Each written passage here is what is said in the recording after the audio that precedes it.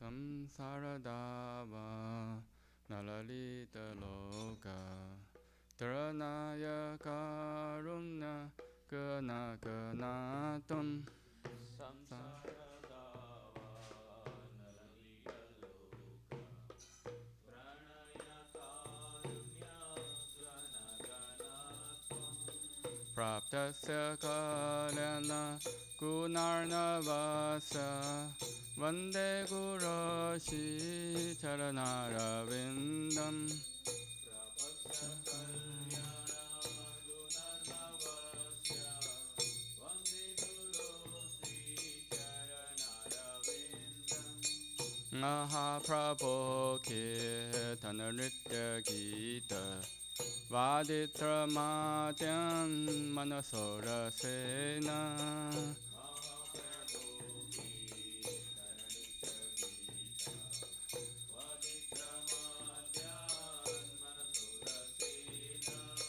Romanchakam Pashutaranga Pacho Vande Guroshi Charanarvindam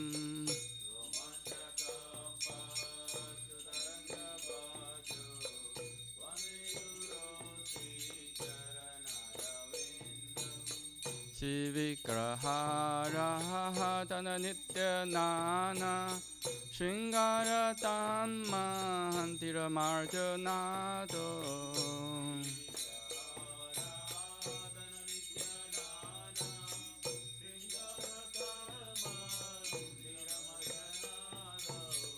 Yutasya Bhaktam Chaniyunja Topi Vande Guroshi Charanarvindam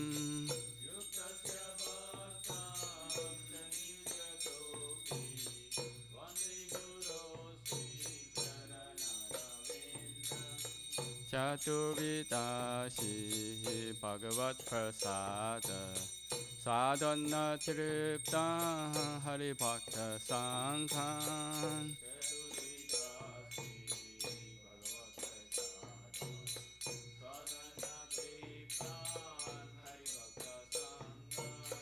Kriteva Triptim Padatasadaiva Vande Guroshi Charanarvindam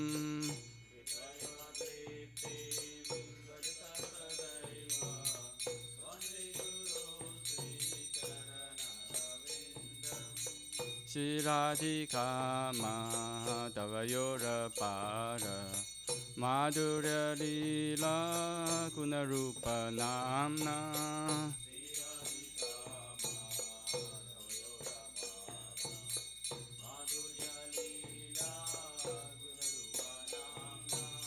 Shiradhika Madhavayora Para Madhurya Lila Gunarupa Namna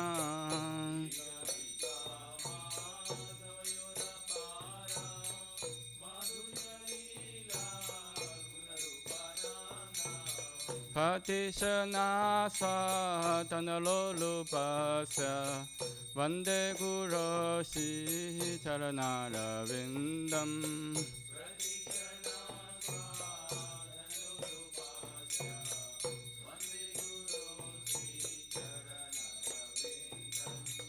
Vande Guroshi Charanarvindam Vande Guroshi Charanarvindam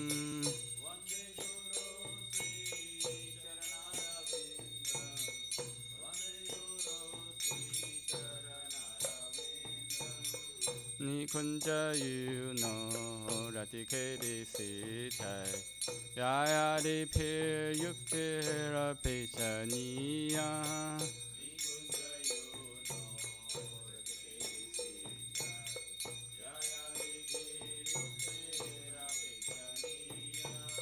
Tatrati Daksha Dativallapasya Vande Guroshi Charanarvindam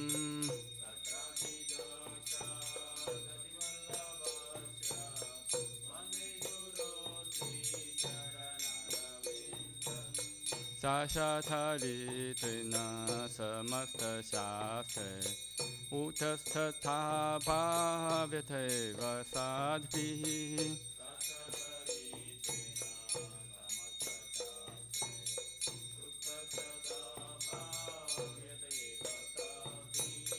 Kintu prabhoya priyeva tasya Vande Guroshi charanarvindam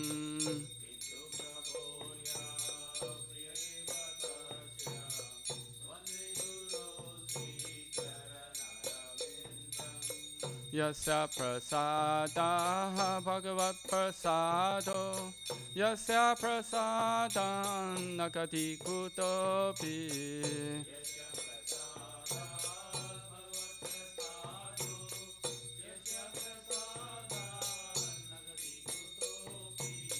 Dhyayantu vam stasya yashasti santhyam Vande Guroshi charanarvindam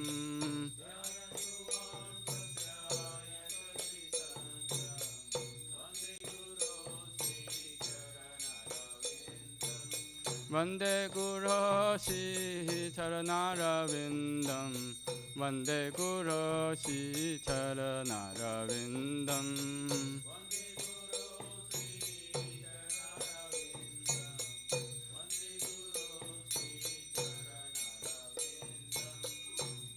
Nama Om Vishnupadaya Krishna Pisthaya Bhutare Srimate Bhakti Vedanta Swami Niti Namine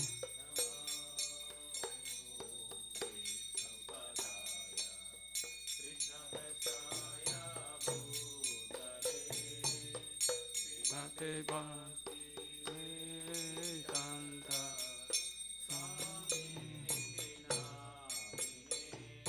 Namaste Saraswate Deve Gauravani Pracharine Nirvishesha Shunyavadi Pachatya Deshatarine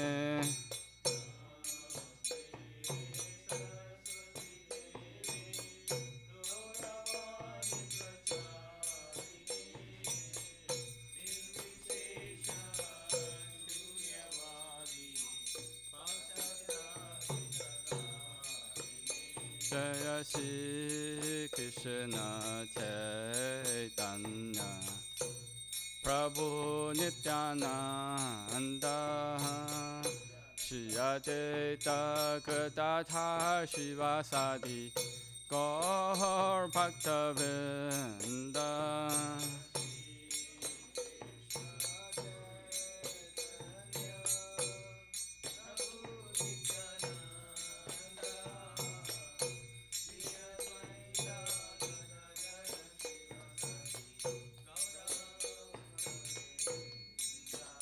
Jaya Shri Krishna Chaitanya Prabhu Nityananda Shri Advaita Gadadhar Shivasadi Gaur Bhaktavinda Shri Krishna Chaitanya Prabhu Nityananda Shri Advaita Gadadhar Shivasadi Gaur Bhaktavinda Jaya Shri Krishna Chaitanya Prabhu Nityananda Shri Advaita Gadadhar Shivasadi Gaur Bhaktavinda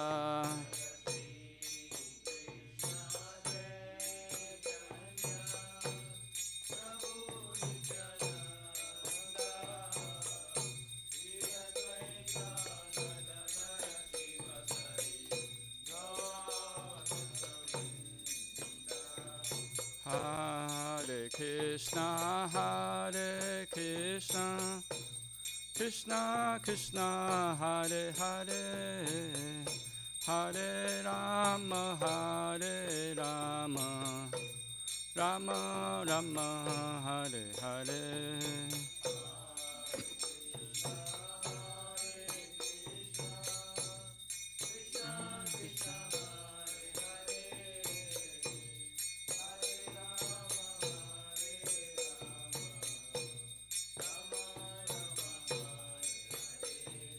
Hare Krishna, Hare Krishna, Krishna Krishna, Hare Hare, Hare Rama, Hare Rama, Rama Rama, Hare Hare.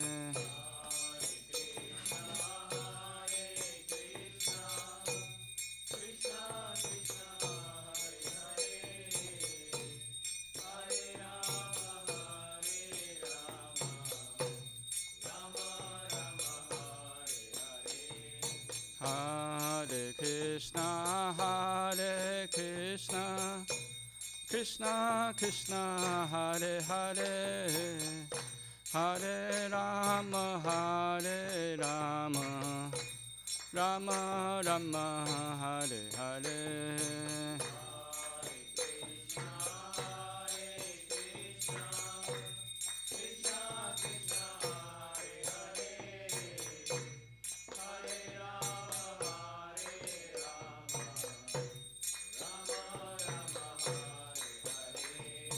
Hare Krishna, Krishna Krishna, Hare Hare, Hare Ram, Ram Ram, Hare Hare, Hare Krishna.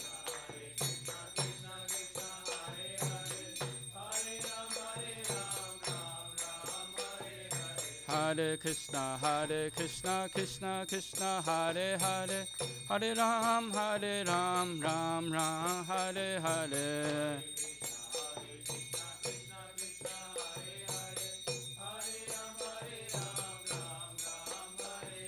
Hare Krishna, Krishna Krishna, Hare Hare, Hare Ram, Ram Ram, Hare Hare.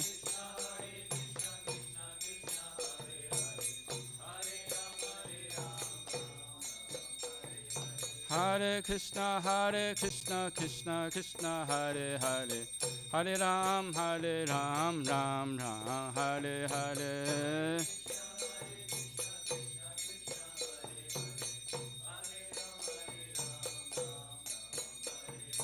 Hare Krishna, Krishna Krishna, Hare Hare, Hare Ram, Ram Ram, Hare Hare.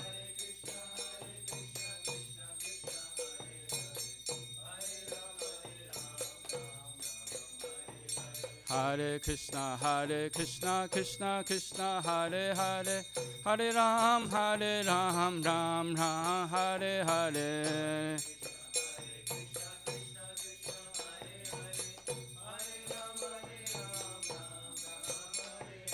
Hare Krishna, Krishna Krishna, Hare Hare, Hare Ram, Ram Ram, Hare Hare.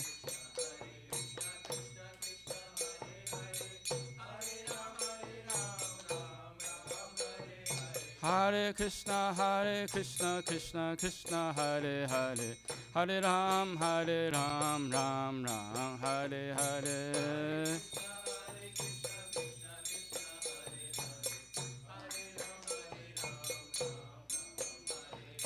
Hare Krishna, Krishna Krishna, Hare Hare, Hare Ram, Ram Ram, Hare Hare.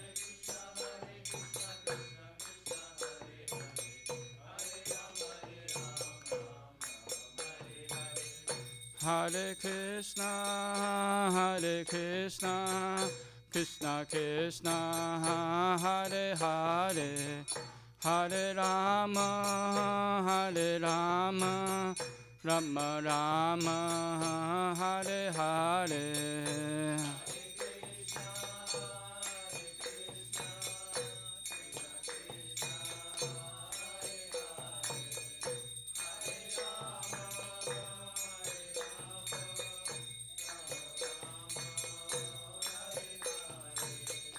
Hare Krishna, Hare Krishna, Krishna Krishna, Hare Hare, Hare Rama, Hare Rama, Rama Rama, Hare Hare.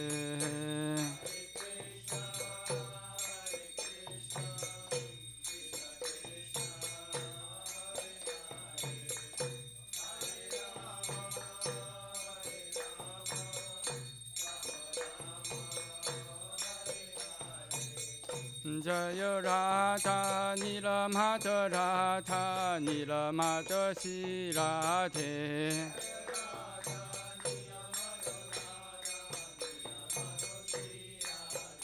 Jaya Radha Nilamata Radha Nilamata Shri Radhe.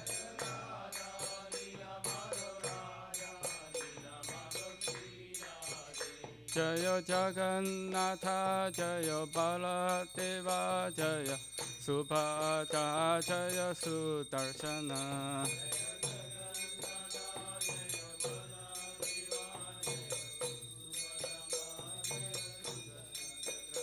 Jaya Sitaram Jaya Lakshman Hanuman Jaya Sitaram Jaya Lakshman Hanuman.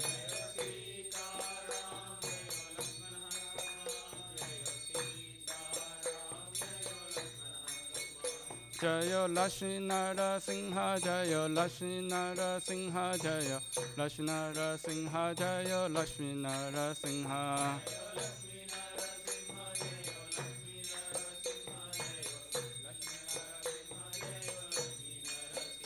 Jaya Gauranita Jaya Gauranita Gauranita Jaya Gauranita.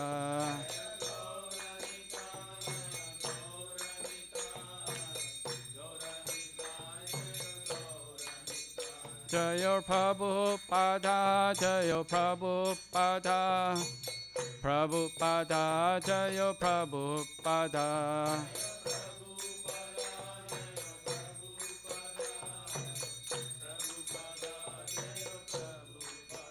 Jaya Guru Deva Jaya Guru Deva Guru Deva Jaya Guru Deva.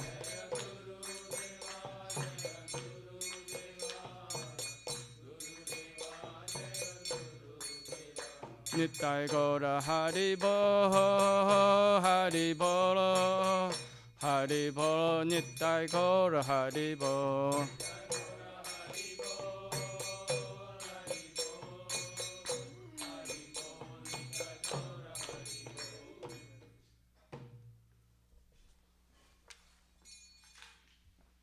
Jai Om Vishnu Pada Paramahamsa Pradikacharya Ashtota Shata Shishma. Divine Grace Abharachana Rinda Bhaktivedanta Swami Srila Prabhupada Ki Jai. ISKCON founder Acharya BBT founder Acharya Srila Prabhupada Ki Jai. Jai Om Vishnu Pada Paramahamsa Pradikacharya Ashtota Shata Shishma. Divine Grace Bhaktisiddhanta Saraswati Thakur Srila Prabhupada Ki Jai. Ananta Koti Vaishnavinda Ki Jai. Nama Acharya Srila Haridasa Kuru Ki Jai. Premise Kaho Shri Krishna Chaitanya Prabhu Nityananda Shri Advaita Gadadhara Srivasadi Gaura Bhaktavinda Ki Jai. Shri Radha Krishna Gopa Gopinath Shamakunda Radha Kunda Kili Govardhan Ki Jai. Shri Vrindavan Dham Ki Jai. Shri Mayapur Dham Ki Jai. Shri Ayodhya Dham Ki Jai. Jagannath Puri Dham Ki Jai. Ganga Mai Ki Jai. Yamuna Mai Ki Jai. Bhakti Devi Ki Jai. Tulsi Devi Ki Jai. Samavrita Bhaktavinda Ki Jai. Gaura Premanande Hari Hari Bo. All glory to the assembled devotees. All glory to the assembled devotees. All glory to the assembled devotees. All glory to Shri Guru and Gauranga. All glory to Srila Prabhupada Ki Jai.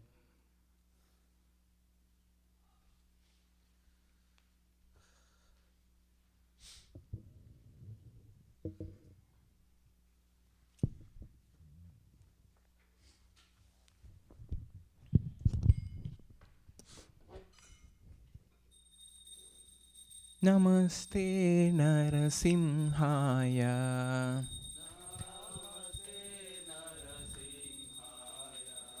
Praladadayine.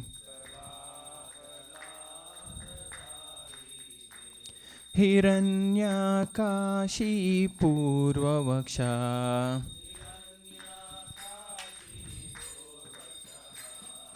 शीलतङ्कानकालाये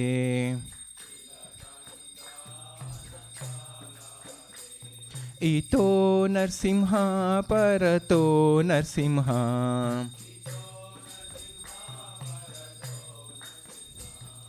यतो यतो यामि ततो नरसिंह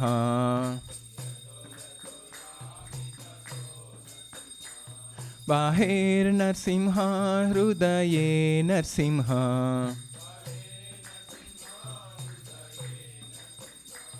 नरसिंहमदिं शरणं प्रपद्ये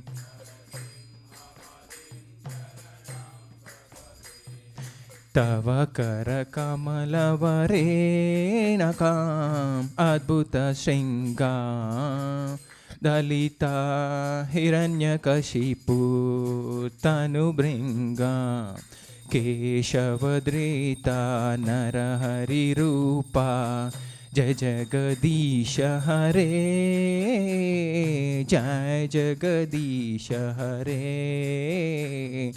जय जगदीश हरे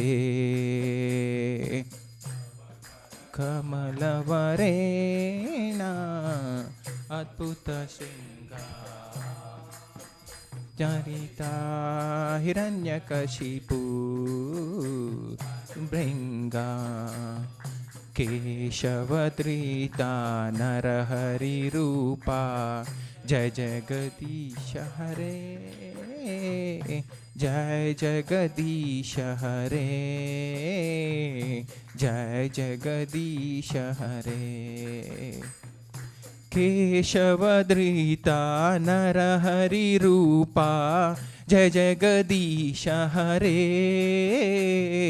जय जगदीश हरे जय जगदीश हरे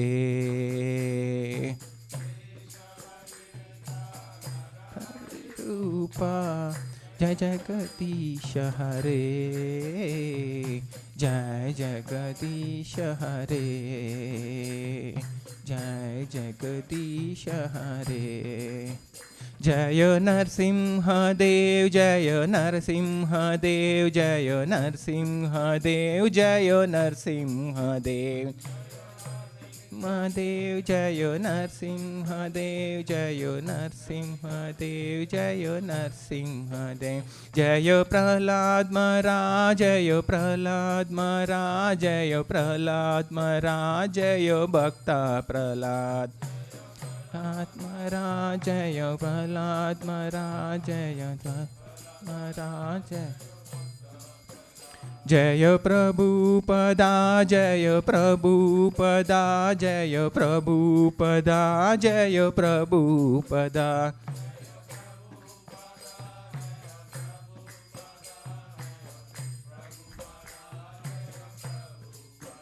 जय गुरुदेवा जय गुरुदेवा जय गुरुदेवा जय गुरुदेवा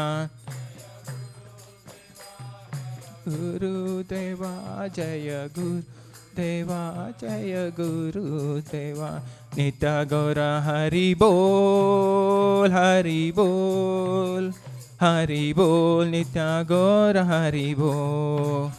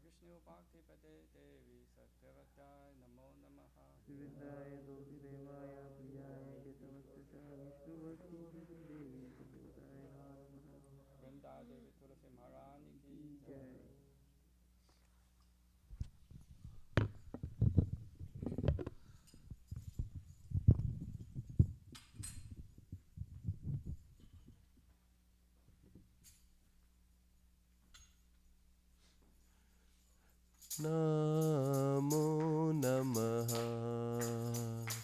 तुलसी कृष्ण प्रेयसी नमो नमः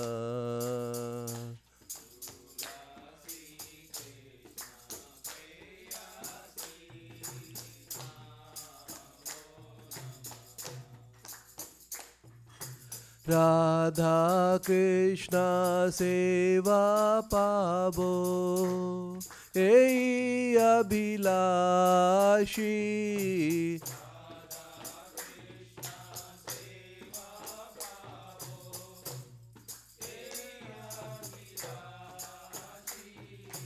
नमो नमः तुलसी कृष्ण प्रेयसी नमो नमः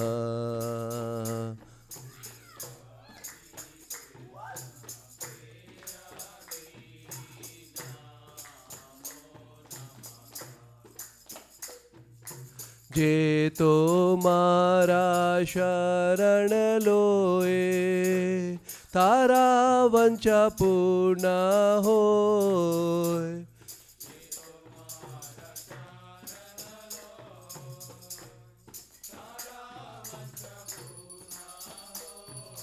कृपा कोरी कोरो तारे वृंदावन बासी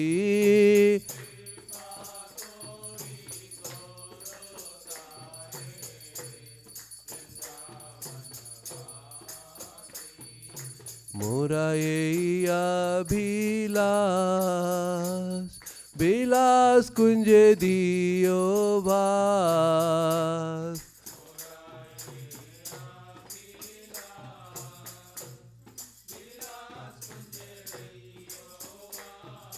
नयने हरिबो सदा जुगल रूपरासी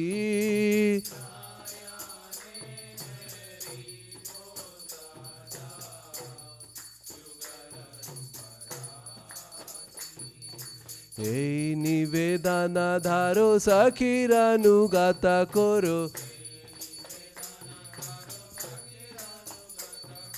सेवाधिकार दियो निज देवाधिकार दिए करो निज दासी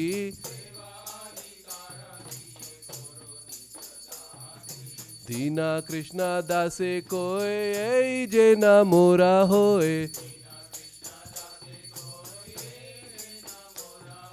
श्री राधा गोविंदा प्रेमे सदा ये न भाषी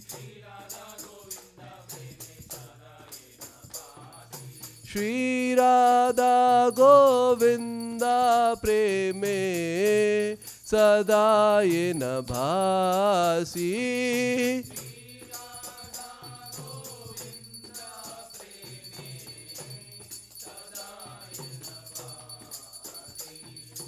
नमो नमः तुलसी कृष्ण प्रेयसी नमो नमः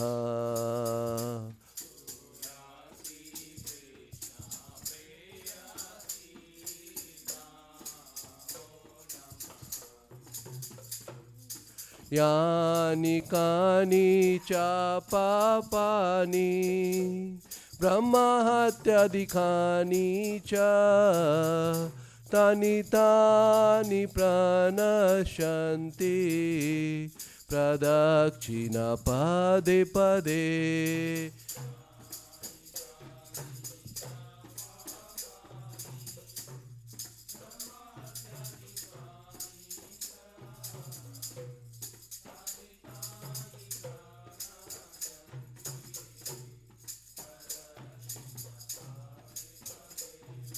यानि कानि च पापानि ब्रह्महत्यादिकानि च तानि तानि प्रणश्यन्ति प्रदक्षिणा पदे पदे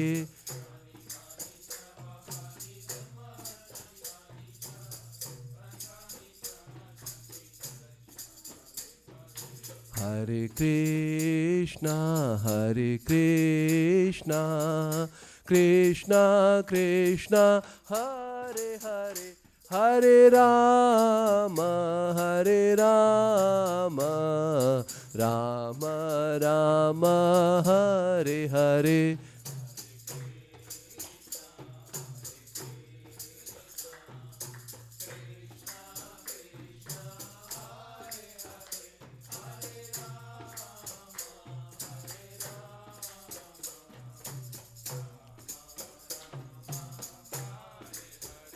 Hare Krishna, Hare Krishna, Krishna Krishna, Hare Hare, Hare Rama, Hare Rama, Rama Rama, Hare Hare.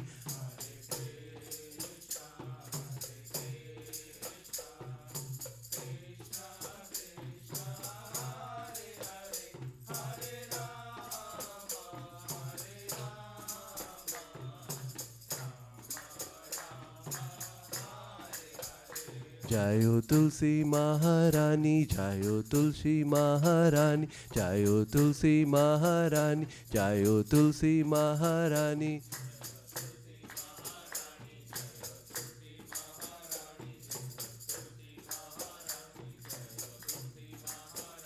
Jayo Vrinda Devi, Jayo Vrinda Devi, Jayo Vrinda Devi, Jayo Vrinda Devi.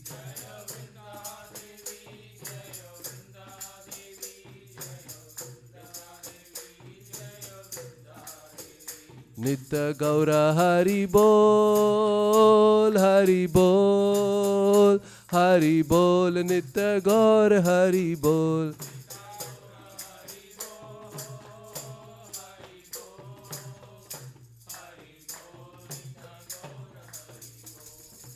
Tulsi Devi महारानी की जय, वृंदा देवी की जय.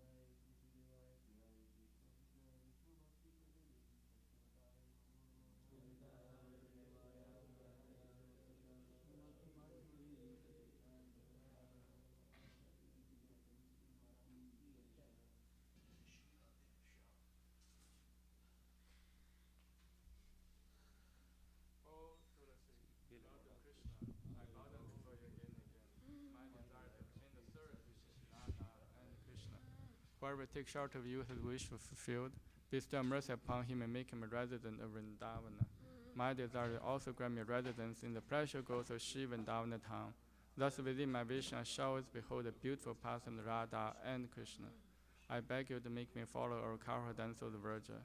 Please give me the privilege devotional service and make me your own maid servant. This very fallen and lowly son of the Krishna praise. May I always swim in the love of Shri Radha and Govinda. Srimati Tulsi Maharani ki jai. There are 10 fences in the matter of chanting holy names that should be avoided, and they are as follows. 1. To blaspheme the devotees who have dedicated life for the propagation of holy name of the Lord. 2. To consider name the demigods like Lord Shiva or Brahma to be equal to independent name Lord Vishnu. 3. To disobey the order of the spiritual master. 4. To blaspheme the Vedic literature or to pursue the Vedic version. 5. To consider the glory of chanting Hare Krishna to be imagination. 6. To give some interpretation to the holy name of the Lord. 7. To commit sinful activities on strength of chanting holy name. 8. To consider chanting Hare Krishna one of the auspicious ritualistic activities, offering the Vedas as fruitive activities, karma kanda. 9. To instruct a faithless person about the glory of the holy name. 10. To not have complete faith in the chanting holy names, and to maintain material attachments in your understanding. So many instructions on this matter. It is also an offense to be inattentive while chanting. Every devotee who claims to be a Vaishnava must carefully guard against these 10 offenses in order to quickly achieve desired success. Krishna Prema.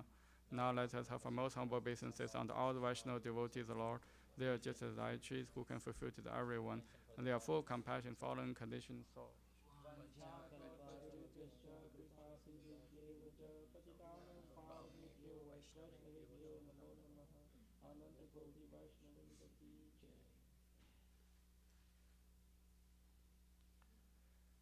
Shri Chaitanya Shikshastakam ki jai. Cheto Darpana Marjanam Pavamahadavagni Nirvapanam Shriya Kairava Chandrika Vitaranam Vidyavatu Jivanam Anandam Buddhivardhanam Patipadam Purnamita Sadhanam Sarvatmasnapanam Param Vijayate Shri Krishna Sankirtanam Nam Namakari Bahuda Nija Sarva Shaktis Tatra Pita Niyamita Smaranena Kalaha Etadishi Tava Kripa Bhagavan Mamapi Durudevami Disham Yahajanina Nuragaha Trinatapi Sunichena Tarorapi Sahishnuna Amanina Manadena Kirtaniya Sada Harihi Na Thanam Na Janam Na Sundarin Kavitam Va Jagadishaka Mahe Mama Jamani Jamanishvare Pavata Bhaktir Haituki Twai Ayinanda Tanuja Kinkaram Patitam Mam Vishame Pavam Buddha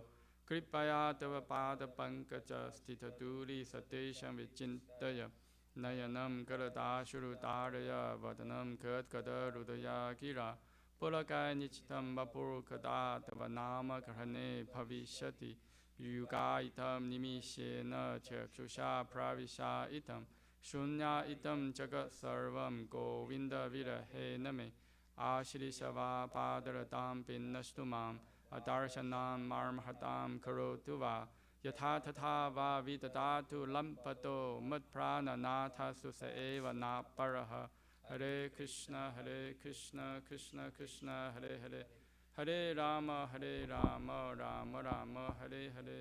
Shri Chaitanya Shikshastakam ki jai.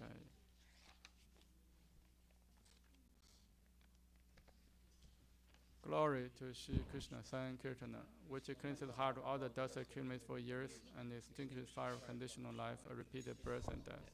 This Sankirtan movement is the prime benediction for humanity at large, because it spreads the rays of benediction moon. It is the life of all transcendent knowledge. It increases the ocean transcendent bliss and enables us to fully taste the nectar for which all is anxious. O my Lord, your holy name alone grant all benediction human beings. Thus you have hundreds and millions names like Krishna and Govinda. In these transcendent names you have met all your transcendent energies. There are not even hard and fast rules for chanting these names. O my Lord, out of kindness you enable us to easily approach you by holy names, but I am so unfortunate I have no attraction for them.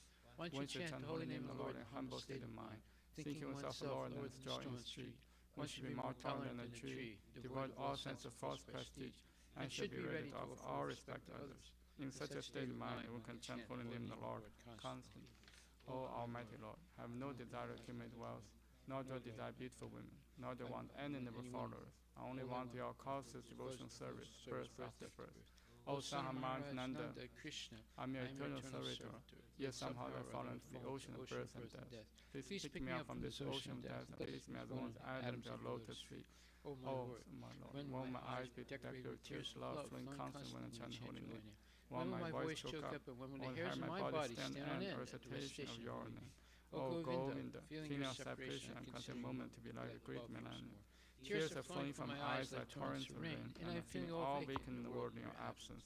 I know no one but Krishna as my Lord, and shall remain so if he handles me roughly by his embrace. Or makes me broken-hearted by not being present before me. He is completely free to do anything and everything, for he is always my worshipful Lord, unconditionally. Shri Chaitanya Siksastakam ki jai. Mama Om Vishnu Pragas Vishnu Bhakti Namaste Saraswati Shri Guru Pranama prayers ki jai. Om Jnana Timirandasya Yananjana Shalakaya Chakshumritam Yena Tasmai Shri Gurave Namaha Shri Chaitanya Manobishtam Sthapitam Yena Bhutale Swayam Rupa Kadamahyam Tadati Swapadantikam Vandeham Shri Guru Shri Yuddha Kamalam Shri Gurung Vaishnavam Shcha Shirupam Sagrajatam Sahagana Raknatam Vitam Tam Sajivam Sadvaitam Savadutam Parijana Sahitam Krishna Chaitanya Devam Shri Radha Krishna Padam Sahagana Lalita Shri Vishakham Vitam Cha Nama Om Vishnu Padaya Krishna Pristhaya Bhutale Shrimate Bhakti Vedanta Swami Iti Namine Namaste Saraswate Deve Gauravani Pracharine Nirvishesha Shunyavadi Pachadya Desha Tarine Nama Om Vishnu Padaya Krishna Pristhaya Bhutale Shrimate Bhakti Siddhanta Saraswati Iti Namine Shri Varshabhanavi Devi Daitaya Kripaptaye Krishna Sambandha Vijnana Daine Prabhavin Namaha Madhuryo Jala Premadya Shrupa Nuga Bhaktita Shri Gaura Karna Shakti Vigrahaya Namostute Namaste Gauravani Shri Mutaye Dinatarine Rupanuga Viruddha Pasasanta Dvanta Harini Namo Gaura Kishoraya Sasha Vairagya Mutaye Vipralambara Sambodhe Padam Pujayate Namaha Namo Bhakti Vinodaya Sachidananda Namini Gaura Shakti Swarupaya Rupanuga Varayate Gauravir Baba Bhumistvam Nirdesta Sajjana Priya Vaishnava Sava Bhaumashi Jaganathaya Te Namaha Vancha Kalpaturubhishta Kripasintu Bhyevacha Patitanam Pavnebhyo Vaishnavebhyo Namo Namaha Namo Mahavadanyaya Krishna Prema Padayate Krishna Krishna Chaitanya Namne Gauratise Namaha Panchatattvatmakam Krishnam Bhaktarupa Swarupakam Bhaktavataram Bhaktakham Namami Bhakta Shaktikam Hey Krishna Karna Sindho Dinapanto Jagapate Gopesha Gopika Kanta Radha Kanta Namostute Jaitam Surato Pangor Mamamanda Matirgati Masarvasva Padam Bojo Radha Madana Mohano Divyat Vindarana Kaupatumadha Shimad Ranagara Sinhasanasto Shimad Radha Shila Govinda Devo Prishtari Sivamano Smarami Shimad Rasa Rasarambi Vamsi Vata Tatasita Karsham Vinusaner Gopir Gopinatha Shriyestunaha Tapta Kanchana Gaurangi Radhe Vrindavaneshwari Vishabhanusate Devi Pranamami Hari Priye Jai Shri Krishna Chaitanya Prabhu Nityananda Shri Advaita Gadadhar Shivasade Gaura Bhaktavinda Hare Krishna Krishna Krishna Hare Hare Hare Rama Rama Rama Hare Hare Shri Brahma Samhita Ki Jai. Ishvara Parama Krishna Sachidananda Vigraha Anadirade Govinda Sarvakarana Karanam Chintamani Prakarasad Masukalpa Vriksha Lakshariteshu Surabhira Pipalayantam Lakshmi Sahasra Shatasam Brahmasevimanam Govinda Madi Purusham Tamaham Bhajami Venum Kvanandam Aravinda Dalayataksham Parhavatam Samasitam Buddhasundarangam Kandarpa Koti Kamaniya Vishesha Sobham Govinda Madi Purusham Tamaham Bhajami Alola Chandra Kalasadvana Madhya Vamsi Ratnam Gadam Pranayakeli Kalavilasam Shamam Chibanga Valitanya Prakasam Govinda Madi Purusham Tamaham Bhajami Ankani Yasya Sakalendra Rittimanti Pasyanti Panti Kayanti Chiram Jaganti Ananda Chinmaya Sadujvala Vigrahasya Govinda Madi Purusham Tamaham Bhajami Pandito Chutamanadi Mananta Rupa Madhyam Purana Purusham Navayovanam Cha Vedesa Durlabha Madurlabha Matma Bhakto Govinda Madi Purusham Tamaham Bhajami Yo Vayo Tapi Manaso Muni Pungamana Sobhyastiyat Prapadasimya Vichintya Tatve Govinda Madi Purusham Tamaham Bhajami Ekopya Sora Chaitum Javiranda Kotim Yaschaktirasti Javiranda Chayadanta Andantarasta Paramanu Chayantarastam Govinda Madi Purusham Tamaham Bhajami Yad Bhava Bhavita Diyo Manajasta Taiva Samprapya Rupa Mahima Sanayana Bhusa Suktarya Meva Nigama Pratitai Stuvanti Govinda Madi Purusham Tamaham Bhajami Ananda Chinmaya Rasat Patibhavita Bhista Birya Eva Nijarupa Taya Kalabi Goloka Eva Nivasata Kilat Babuto Govinda Madi Purusham Tamaham Bhajami Premanjana Churita Bhakti Vilochanena Santaksadeva Yesu Vilokayanti Yam Shama Sundaram Chintya Gunaswarupam Govindamadi Purusham Tamaham Bhajami Ramadi Murti Sukala Nimenatistan Nanavatar Makarupa Vinesakintu Krishna Swayam Samabhavat Paramam Pumam Yo Govindamadi Purusham Tamaham Bhajami Shri Brahmasmita Ki Jai. Shrimad Bhagavatam Grantaraj Ki Jai.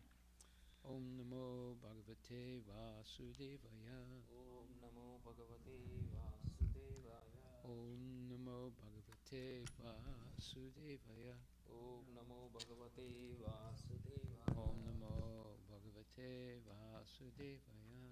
Om Namo Bhagavate Vasudevaya.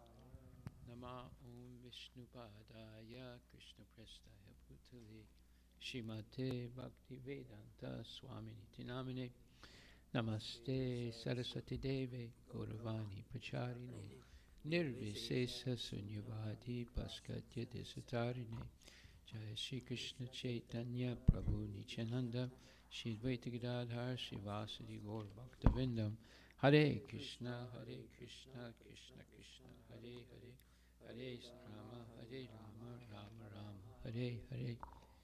Srimad Bhagavatam Grantaraj Ki Jai, Srila Prabhupada Ki Jai, Gaur Premanandi Haribol. So today we're going to hear something special. First of all, did we have homework for today? Did I give any last week? No. Okay. Yeah. So today we're going to hear something very special.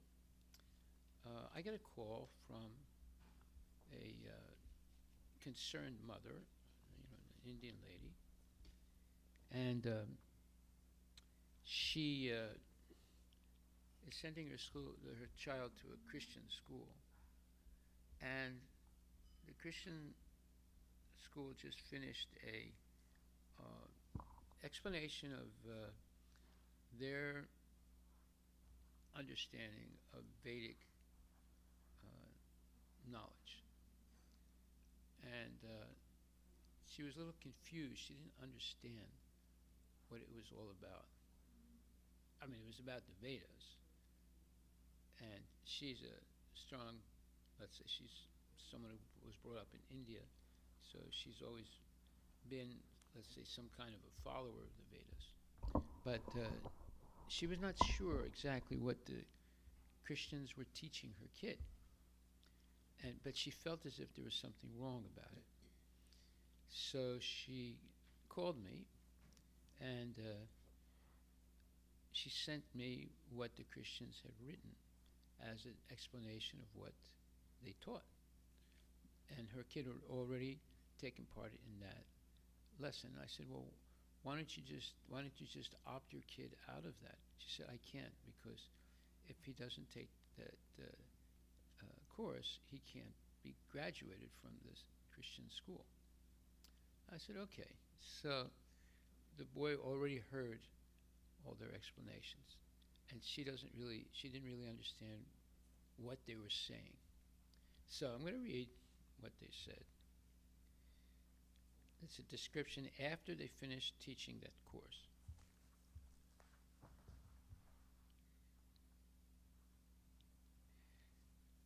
So it says, greetings, amazing parents. Where were we? We have just concluded our study of the Vedic worldview, which provides the basis for the many Hindu religions present throughout India and the world. Above you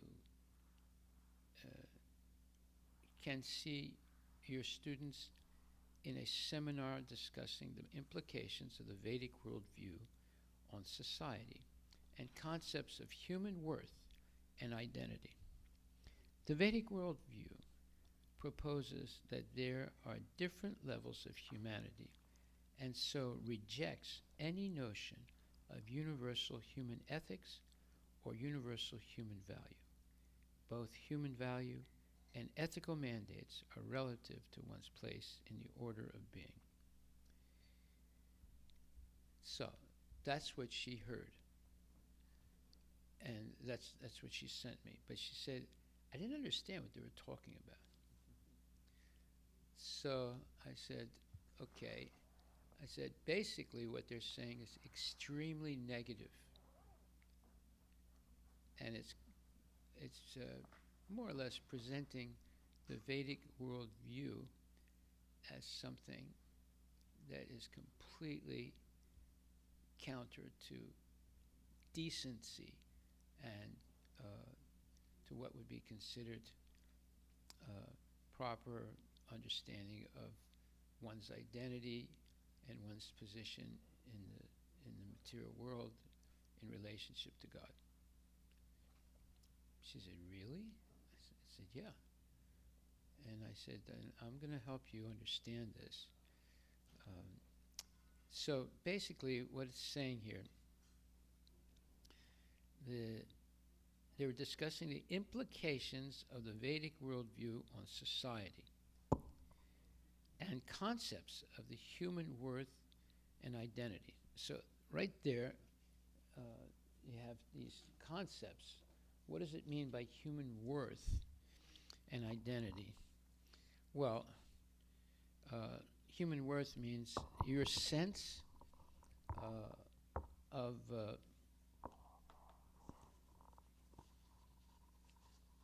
identity, who you are, and has to do with who you think you are and how you perceive yourself. So that's human worth and identity, right? It's how you identify yourself and how you think you are and how you perceive yourself. So it says here that it has to do with the sense of self-worth and how you define yourself. So they're saying that the Vedic worldview rejects any notion of universal human ethics or universal human value.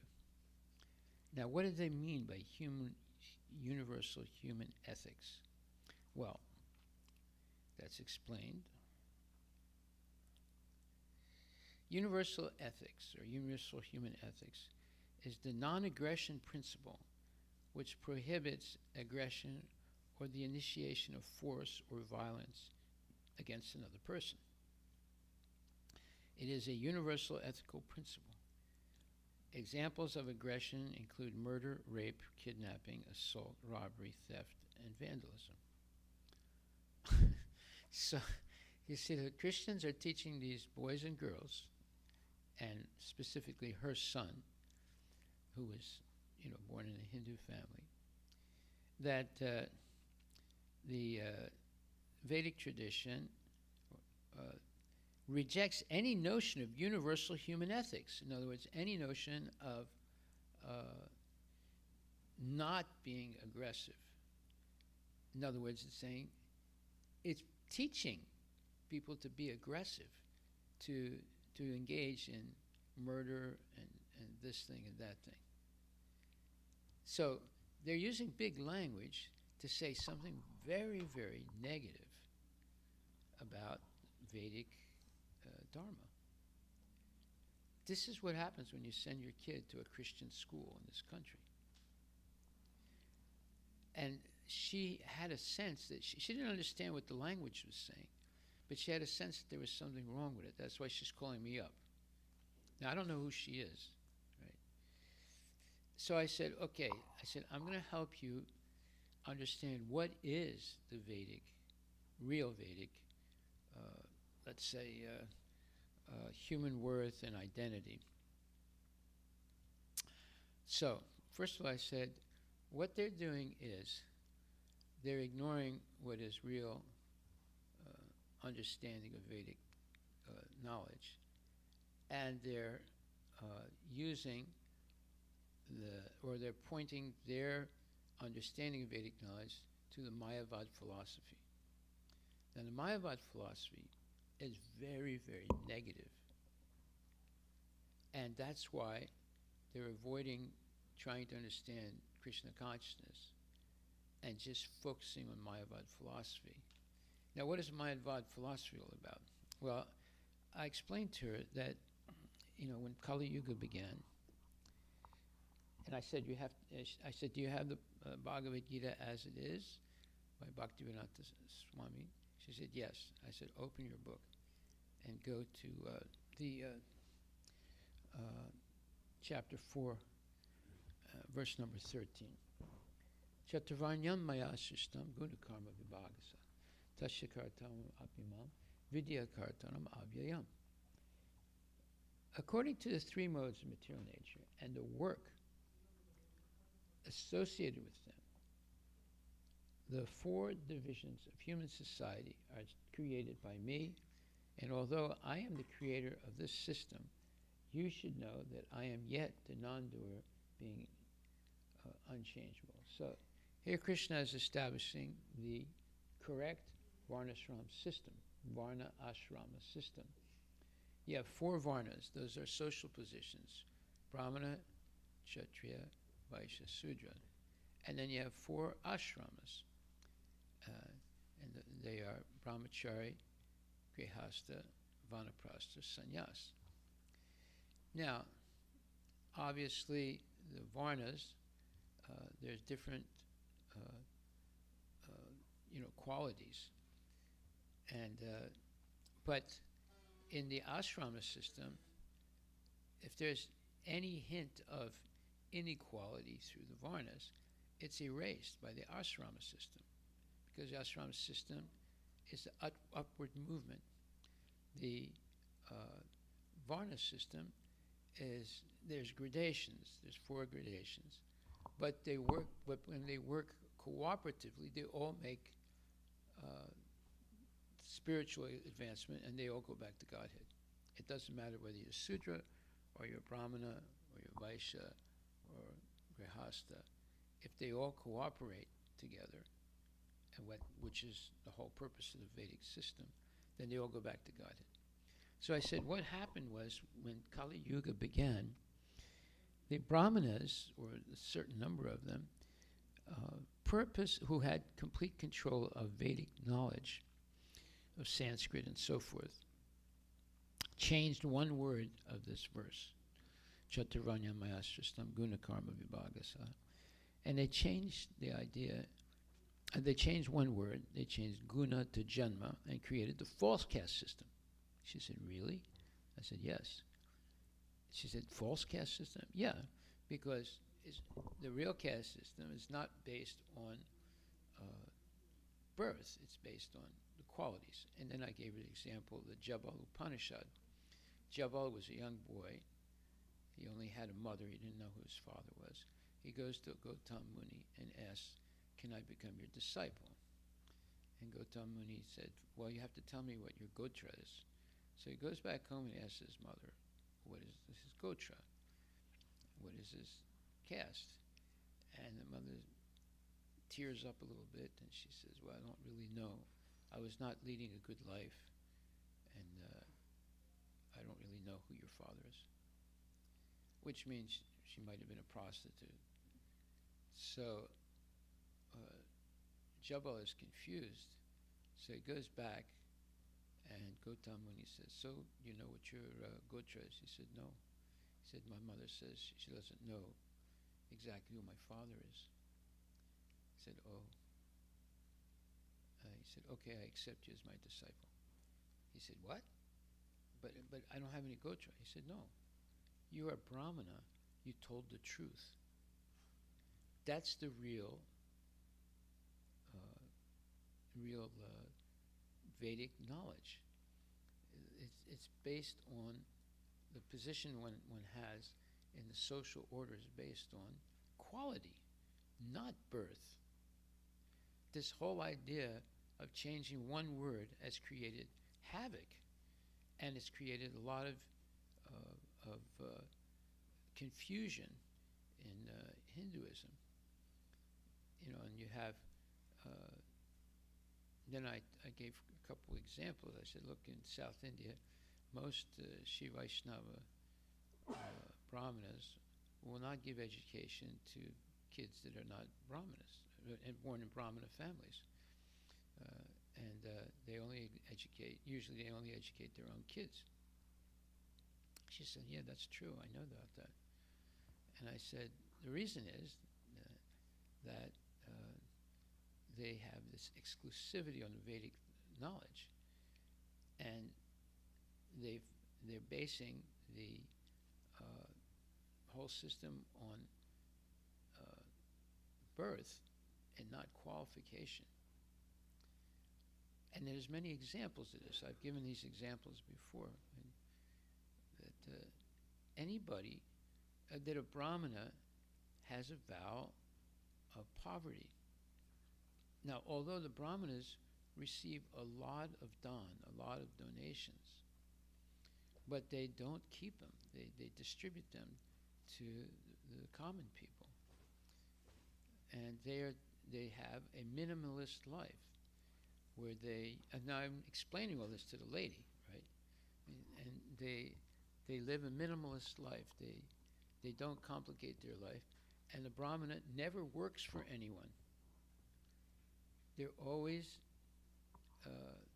live this very simple minimalist life, and they can speak the truth because they're not working for anyone. When you work for someone, you cannot always speak the truth. Otherwise, they could fire you. Right? That happens all the time. So she began to understand these things. She said, I didn't know this. I said, well, I'm explaining it to you. Now, what is the real Varnashram system? Well, this is explained in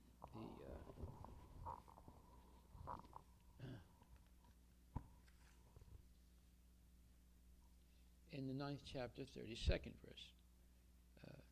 Mam hi partha vipasritya yepisu papayona striya vaishas tata sudras tepi yanti param gatim. So, this verse says, O son of Prita, those who take shelter in me, though they be of lower birth, fallen women, Vaishyas or merchants, and Sudras, workers, can attain the supreme destination. I said, this is real Vedic Dharma. And it says, it is clearly declared here by the Supreme Lord that in devotional service there are no distinctions between the lower and higher classes of people. And then it says, in the material conception of life, there are such divisions. But for a person engaged in transcendental devotional service to the Lord, there are not. Everyone is eligible for the supreme destination. Now, this is completely different than what the Christians are saying about Vedic Dharma. They say, let's see what they say.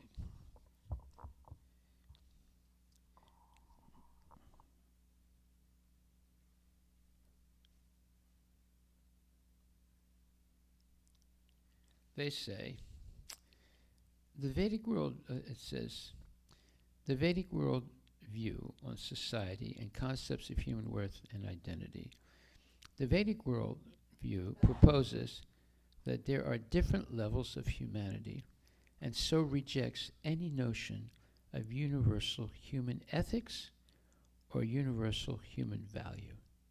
That's what they say. That is a nasty, very, very mean statement, and is completely misrepresenting Vedic Dharma, which is what they want to do because they want to establish their Christianity as the highest spiritual principle and and trash the Vedic Dharma. They're using big terms, but basically what they're saying is very, very negative and nasty. So then it says, so when it says universal human ethics, you're talking about rejection of universal human ethics. The universal human ethics is the non-aggression principle. That means no murder, no rape, no theft, all those things.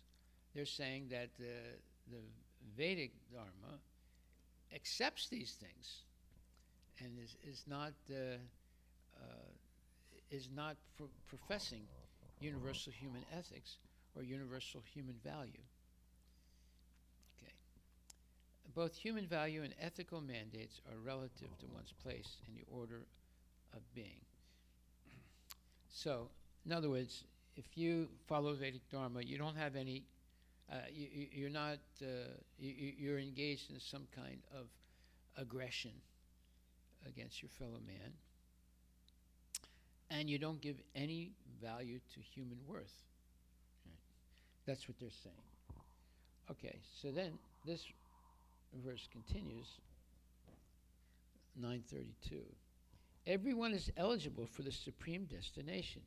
In the Srimad Bhagavatam 2.4.18, it is stated that even the lowest, who are called chandalas or dog eaters, they're not even in the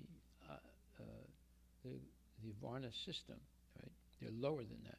They're dog eaters. Can be purified by association with a pure devotee. Therefore, devotional service and the guidance of a pure devotee are so strong that there is no discrimination between the lower and higher classes of people. Anyone can take to it. The most simple man taking shelter of the pure devotee can be purified by proper guidance. According to the different modes of material nature, men are classified in the mode of goodness, brahmanas, the mode of passion, kshatriyas, or the administrators, the mixed modes of passion and ignorance, vaishyas, or merchants, and the mode of ignorance, or sudras, or workers. Those lower than them are called chandalas, and they are born in sinful families. Generally, the association of those born in sinful families is not accepted by the higher classes, but is not accepted by the higher classes.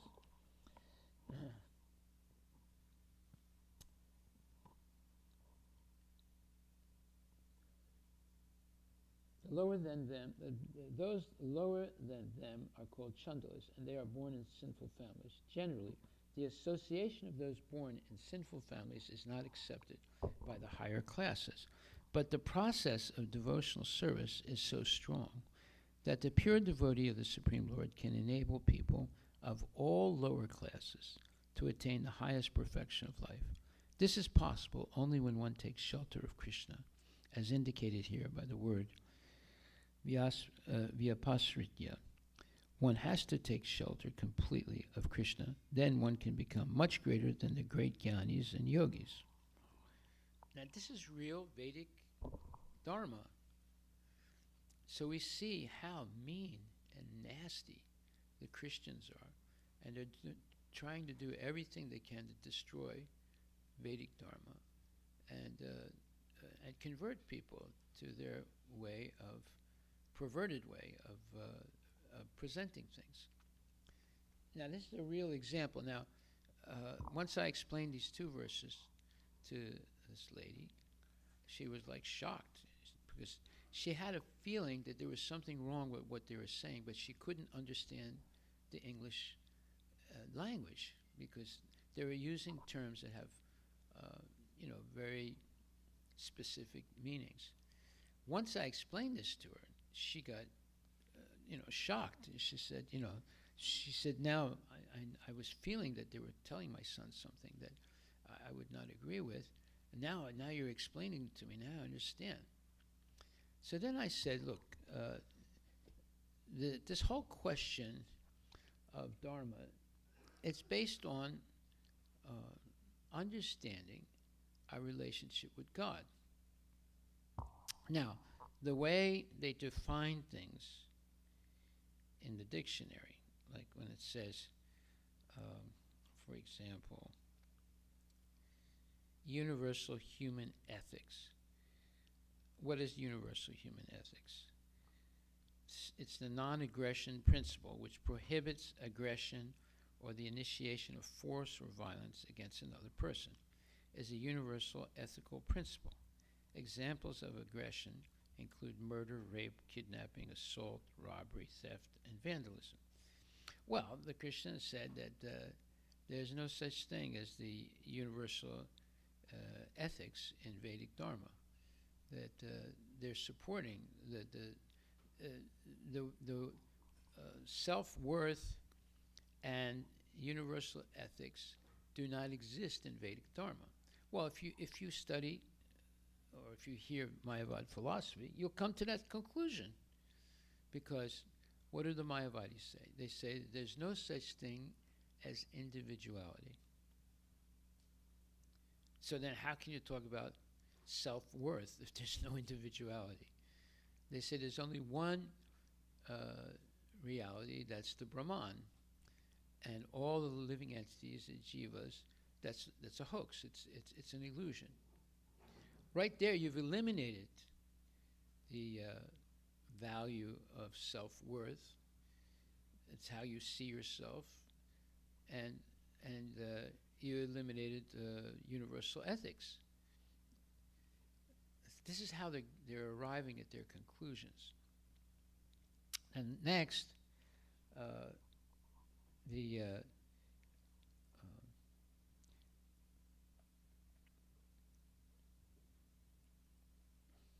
so not only they cancel the individuality of the human being, they cancel the existence of the material world. They say it's an illusion. Not only they cancel that, they cancel the existence of the spiritual world and a personal God. And they say there's no such thing as a spiritual world populated by liberated souls. There's only what they consider is the Brahman effulgence, where there's no personality there. So when you look at Vedic Dharma through the prism of Mayavad philosophy, you can support all these false statements that the Christians are making. And I explained to her, this is what's going on. Then,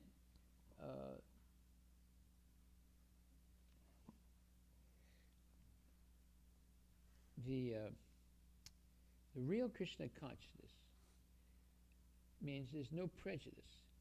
Everyone is welcome, and everyone can make spiritual advancement, even the lowest people, even the people that are outside the Varnashram system. And then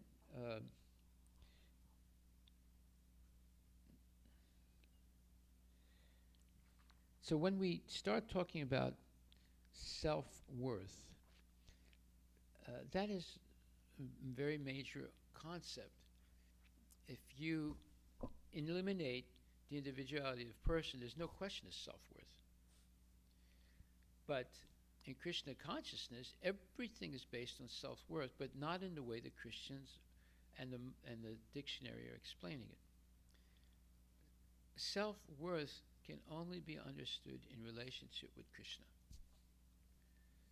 If you separate Krishna from the equation, you're not going to get a clear understanding of what is self-worth, or what identifies a person as a good person. So there are so the Krishna consciousness is based on the following. We were all originally with Krishna. That means we were all in the spiritual world. We were all not only part and parcel of Krishna, but we were associating with Krishna. But due to becoming attracted by something in the material world, people like us purposely walked away from the Lord in order to engage in sense gratification in the material world and act like a little Krishna, controlling some part of the material nature. So, the Bible has a similar type of history like that, where it says that Adam and Eve were living in the Garden of Eden, and they had an ideal life. There was no birth, there was no death, there was no pregnancy or anything like that. They had everything they needed. And there was only one rule that God gave them, that not to eat the fruit of the tree of knowledge and sin. But Eve was enticed by the devil to put a doubt in her mind of why God forbade eating from that one tree. There were millions of trees, fruit trees, in the Garden of Eden, and they could eat from any of them. There was only one tree that God said, don't eat from that tree. Well, the devil, or Satan, convinced Eve that God was hiding a much greater sense gratification, and because of that, he said, "Don't eat from this tree." But if she ate from that tree, she would experience right away the most, let's say, intense happiness or sense gratification. So she becomes convinced, and she eats from the forbidden tree. And right away, she feels shame, and she feels very, very, let's say, insecure. And because misery likes company, she convinces her husband, or Adam, to also eat from that tree and break his vow also of not eating from that tree.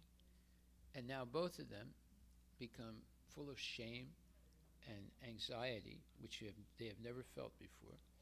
And God comes, and this is in the Bible now, and God comes and he says, like, why did you do this? I told you not to eat from this tree. And so therefore, because you've done this, now you have to leave the Garden of Eden, or perfect life, and you have to experience getting pregnant and having children, and the husband has to work really hard to maintain the family, and there's always going to be now birth, death, old age, and disease, and so forth. So that's the Christian understanding of the fall down from the living entity. It's a little bit different than the Vedic version, but it's the same idea. There's a fall down. Right? So the question now is, what is our position in the material world? We can't really understand who we really are unless we develop our relationship with Krishna, or God, or the Supreme Personality of Godhead. Now, do the Christians say the same thing? Well, they're talking about God, but their understanding of God is a little different than our understanding. When we talk about Krishna, he's the Supreme Personality of Godhead. No one is equal to him, no one is greater than him. Their understanding of God is very similar to that. But the understanding that Krishna is completely transcendental to the material nature, they got things mixed up there, because when they talk about Jesus Christ, they're not sure exactly who he is. That's why you have so many different sects in Christianity. They broke apart into hundreds of different sects due to not agreeing on the identity of Jesus Christ. Is he God that became man, or is he man that became God? All these questions came up, and they took different positions, and now you have the Catholic Church, you have the Protestant churches, you have so many different Protestant churches, and everyone has a different interpretation of the Bible and so forth. It's like confusion. Right? Okay, so you have the same thing in the Vedic tradition due to Mayavad philosophy. There's a lot of confusion about who God is, what is our relationship. But in Krishna consciousness, that confusion is not there. Krishna is the Supreme Personality of Godhead. We are the eternal servants of the Lord. Jivera Swarupahaya Nityara Krishna Das. Our real position is to be a servant to the Lord. Now, our natural position is to be a servant. Everybody is serving someone or something. That is our Dharma. And our Sanatana Dharma is to be eternally serving Krishna. So our Dharma, is that we cannot stop serving someone or something. But when we come to Krishna consciousness, we realize that the ultimate person we should serve is Krishna. Now, by serving Krishna, we understand who we are and what our purpose in life is. We are the eternal servants of the Lord, and our purpose in life is to, instead of working for our own sense gratification, please the senses of Krishna. So we perform arti every day. That's pleasing the senses of the Lord by offering incense, nice smelling incense, and nice foodstuffs, and clothing, and all these different things, and arti, and the ghee wig, and this thing, and that thing. So the whole focus now is using our senses to please Krishna's senses. And the perverted concept is we use our senses for our own sense gratification. That keeps us in the material world. When we use our senses to please Krishna's senses, we can become liberated from the cycle of birth and death and go back to Godhead. So, now, who is God exactly? This was asked in ancient times, and the demigods were not sure. Is it Brahma, is it Shiva, or is it Vishnu? Vishnu is, of course, an expansion of Krishna. So Bhrigu Muni was deputed by the demigods to go and find out which of the Trimurtis is actually the Supreme Personality of Godhead. So Bhrigu Muni was related to all three. He was the son of Brahma. He's the brother of Shiva. And he's the Brahmana servant of Krishna. So he had a relationship with all three. So he goes to see Lord Brahma, who's his father. And when he sees him, he doesn't pay his dandavats. And Brahma notices that. And he considers this offensive. Because it's his son, he's the father, he should at least give a modicum of respect. So Brahma becomes really angry, but his wife, Saraswati, stops him from doing anything. So when Bhrigu Muni sees the level of anger of Brahma, he leaves, and he understands he can't be the Supreme Lord because he's influenced by this passionate and anger. Right? So then he goes to see his brother, Shiva. And when he sees him, Shiva is so happy to see him, he wants to embrace Bhrigu Muni. And Bhrigu Muni says, no, don't touch me. You have, the dust of dead bodies, the ash of dead bodies on your body. You have a garland of skulls of dead people on your body. Don't touch me. So when he sees Brahma, he basically is not showing proper respect. When he sees Shiva, he rejects even touching him. Right? And Shiva is definitely going to kill him. He gets so angry by what he said, but Parvati stops him.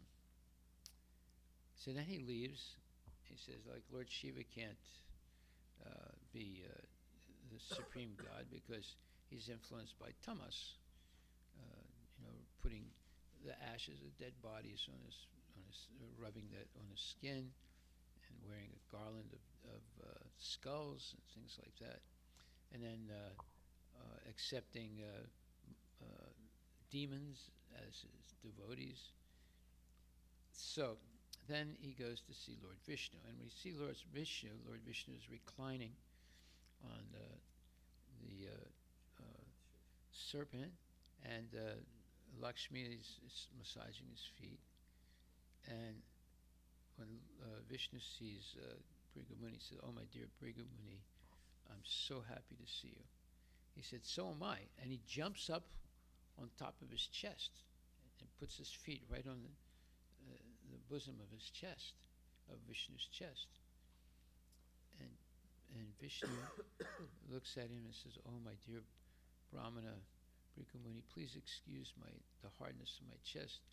It might be hurting the softness of your Brahminical feet." And when he hears this and sees the humility of the Lord, he jumps back down and gives his dandabats and prostrates himself completely and asks for forgiveness. And then he realized Vishnu is the Supreme Personality of Godhead. He's not affected by anything in the material world. He's completely transcendental. He's not affected by goodness, passion, or ignorance. He's completely transcendental to that. So when he goes back to the demigods, he explains, look, there's no doubt Vishnu or Krishna is the Supreme Personality of Godhead. So this was resolved millions of years ago. How come they're still arguing about this today? You see how ignorant people have become. Something that was already settled such a long time ago, and it was definitive, and people are still discussing things like this. Who was the actual God? Or else they say, they're all equal.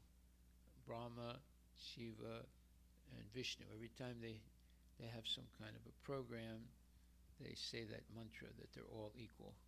Right? Is that right?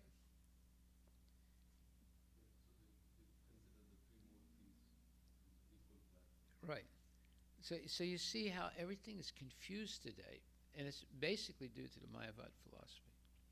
See? Okay, so I explained this to her, Bhrigu Muni, Jabal, and then the false Varnashram system, and what is Mayavad philosophy, cancel culture, and then I read the purport to 934, and she said, "Now I understand, and now I understand how they're trying to the Christian are trying to poison my son's understanding of Vedic Dharma." Now, this is the same thing in India. You send your kid to a Christian school, they're going to do the same thing. Now, some of you went to Christian schools, right? Did you go to a Christian school? What did you learn there?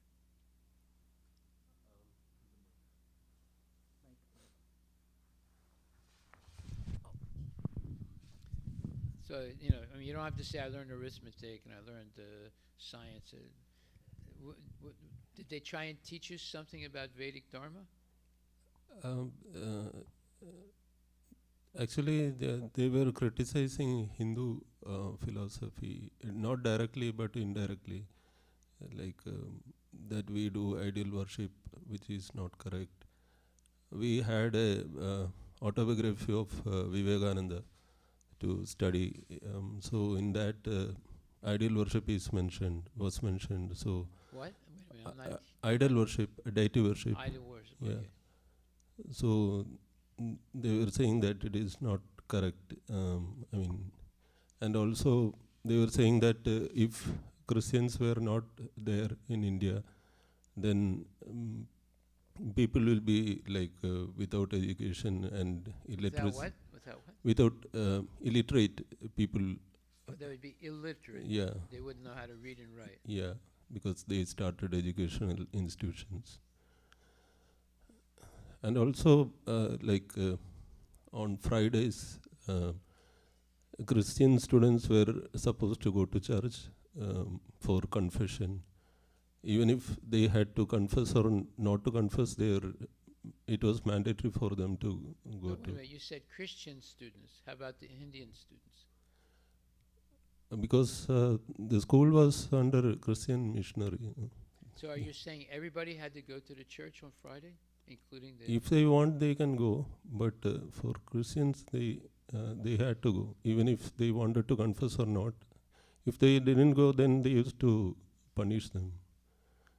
Yeah. Did you go? No, I didn't. We Hindu students were more happy on Fridays because Friday recess were 3 hours long. So we Christian students go to church and Muslim students go to their namas. Hindu students were totally free. So the Muslims do their namas. Hindu kids just do nonsense. Is that it?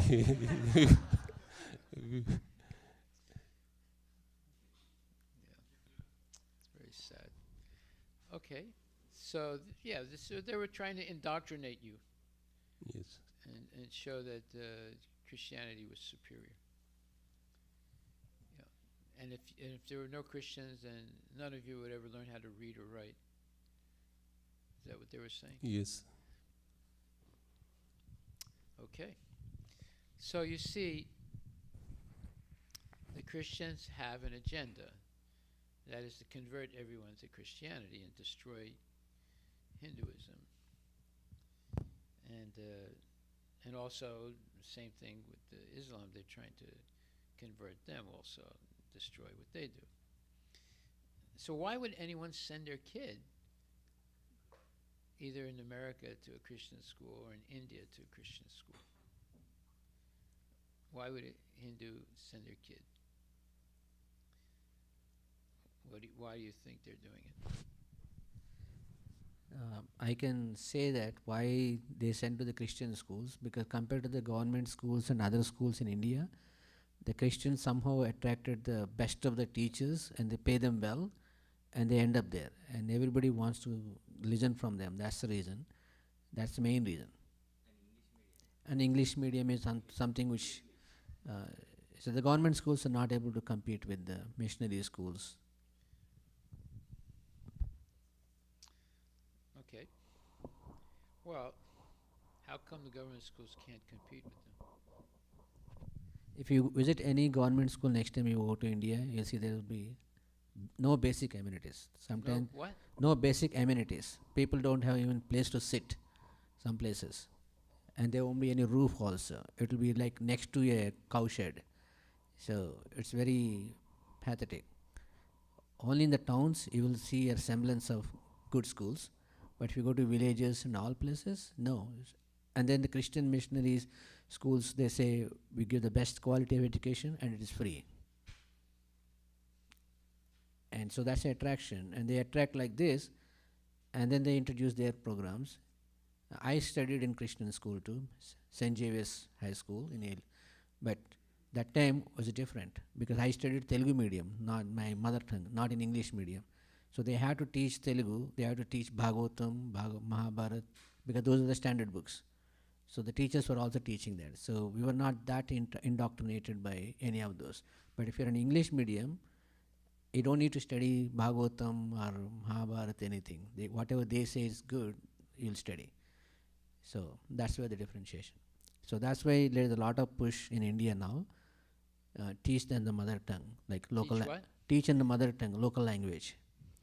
So that is the only solution. If you say in English, then not many of these books are translated into English, and they won't accept our books, ISKCON books there. And but they will accept some standard Telugu books which are coming from 6th centuries or 7th centuries, which are related to Bhagavatam and Mahabharata. That is okay. So if the people switch to Telugu medium or Tamil medium, then at least there is a chance. Now, let's ask a question. How come the government didn't support schools in villages, and that there was poor educational system? That is the political system in India, Maharaj. All these things on paper, the money exists. No, see, there's a whole part of the history that you're not talking about. This educational system in India was actually good until the British took it over. and they destroyed it. They had a very good educational system before 1825 that had been going on for centuries and centuries. And there was literacy. There was not ignorance. But that was all changed by the British when they took over the educational system for 100 years. And then at one point, Gandhi gave a speech, and he said, in 1930s, he said to the British, he said, "You have ruined our whole educational system." He said, before there was very little illiteracy. Now there's rampant illiteracy. And you have done this purposely. Much of these British institutions, they just continued. They what? Much of these British institutions which are started, they're just continuing. And people don't understand the purpose, it's just the repeat. It just continue. So change is something very difficult. If somebody try to reform the education system in India, it will be a big backlash. Because they got used to this now. This is how it should be taught. Okay. Maharaj, I will add something more to this one. After, earlier, I believe that Brahmins students basically, they were taught, not the other caste systems. So British took this opportunity and they introduced education system through churches. And that after independence, this continued because of Nehru. Nehru studied in Christian school and he promoted those things basically. So because of Nehru, this happened. And the other education system didn't develop after that. So, and plus British wanted to create a class of servicemen who can support in their administration. So they started teaching English. So it started with all those things basically. And now Modi government has come back, is there. So they are picking up this agenda to correct the history. So we are taught from our books Aryan theory basically by Max Muller. So that created a lot of confusion in north and south. Invasion of India. Yeah. Yeah, it's a complete false narrative. Yes. So I grew up with that thing in my mind. I studied that thing in my schools, and I was thinking that North India is superior than South India. Yeah. That's how it's written in the books basically. And they try to divide India, and our own people carried these things basically. Nobody took care of these things. And still today also the same thing is happening in India.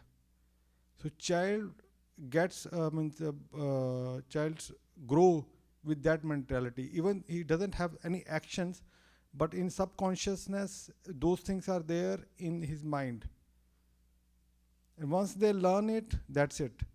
I came to know this theory was bad, after I think 35 years of my age. I studied one article on somewhere that how Aryan theories has been imposed on us basically. And it makes total sense to me. And then slowly I try to find other things. But generally people in India are living for their bread and butter. Most of the middle class, which are maximum, which go for education basically. And the people who are below middle class, they are just struggling for their food, daily food. So they don't have a chance to go through this one. And people are exploiting everybody in India basically. This is a human nature basically. Okay, I understand. So now this lady is going to bring her son to the class on the weekends, and she thanked me because she knew there was something wrong with what they were teaching her son, but she couldn't understand what it was exactly. Right?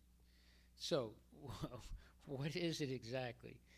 They're saying, when I say they, the Christians,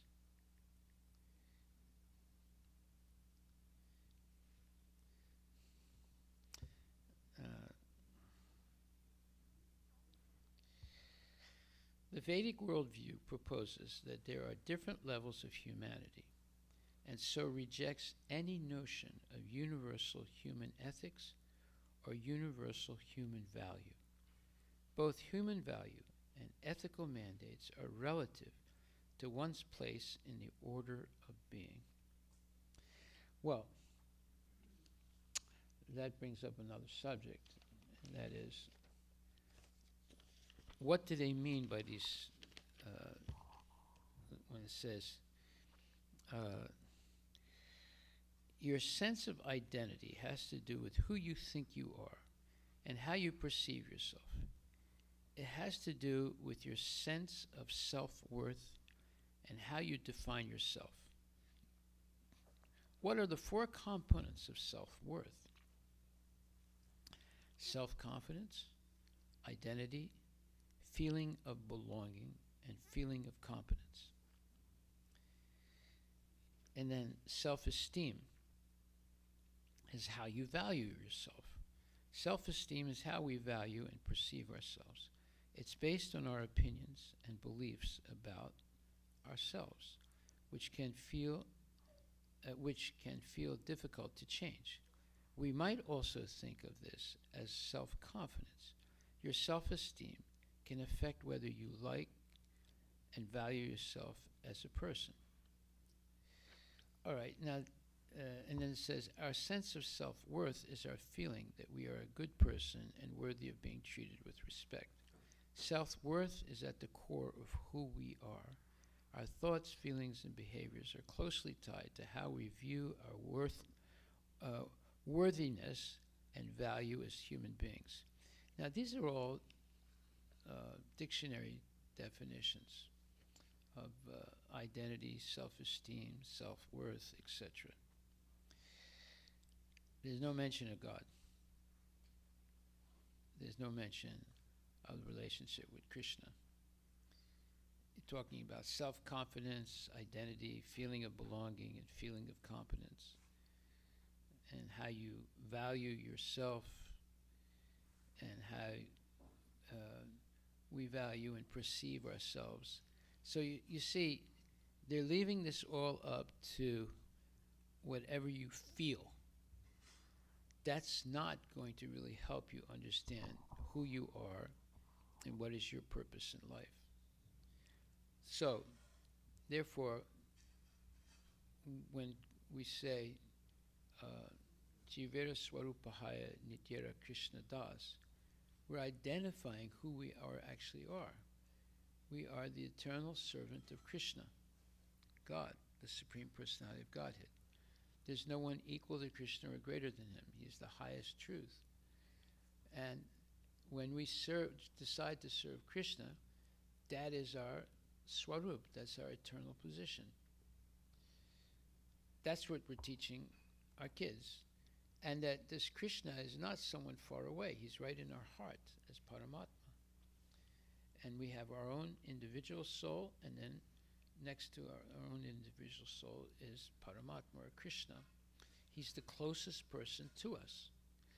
So this is where we develop self-worth, self-identity, and self-esteem. Without this understanding, it's just fishing around in an ocean, trying to figure out who you are, the ocean of confusion in this material world. And because of that, now, there's a very interesting thing I'm going to show you. It just shows you how confused things are today. One second.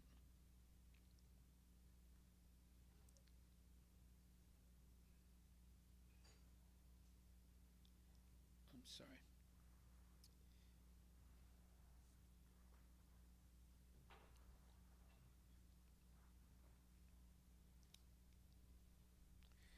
Okay, so Dhananjaya? Let's see, you can help me send this to him. Send this to Dhananjaya.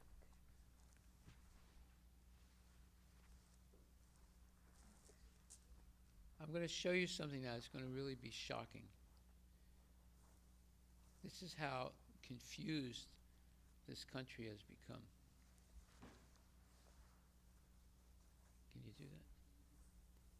Just the picture video very much. What? Just this video, right? Yeah, just that video. Yeah, I did. Did he send it to you? I sent it via WhatsApp.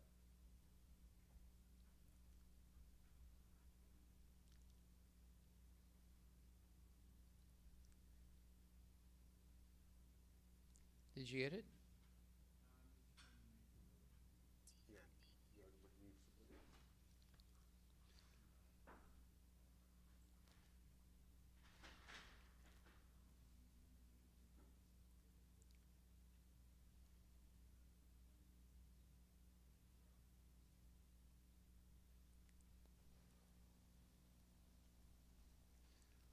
Okay. Here in Washington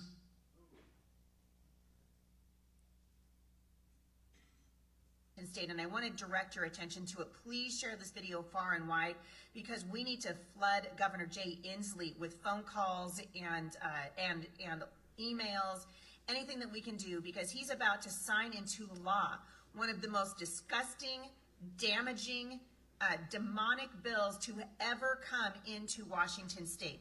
The bill is called 5599, and right now it is waiting for the signature of Governor Jay Inslee. This bill would allow kids as young as 13 years old. I'm just going to read this so I don't mess it up. It's going to allow kids as young as 13 years old to leave their homes and be placed in a government facility where they can have gender-altering drugs and surgeries. If you guys are not paying attention to the wicked, evil agenda of the transgender movement, they are targeting our children, and Washington State is becoming ground zero for this wickedness.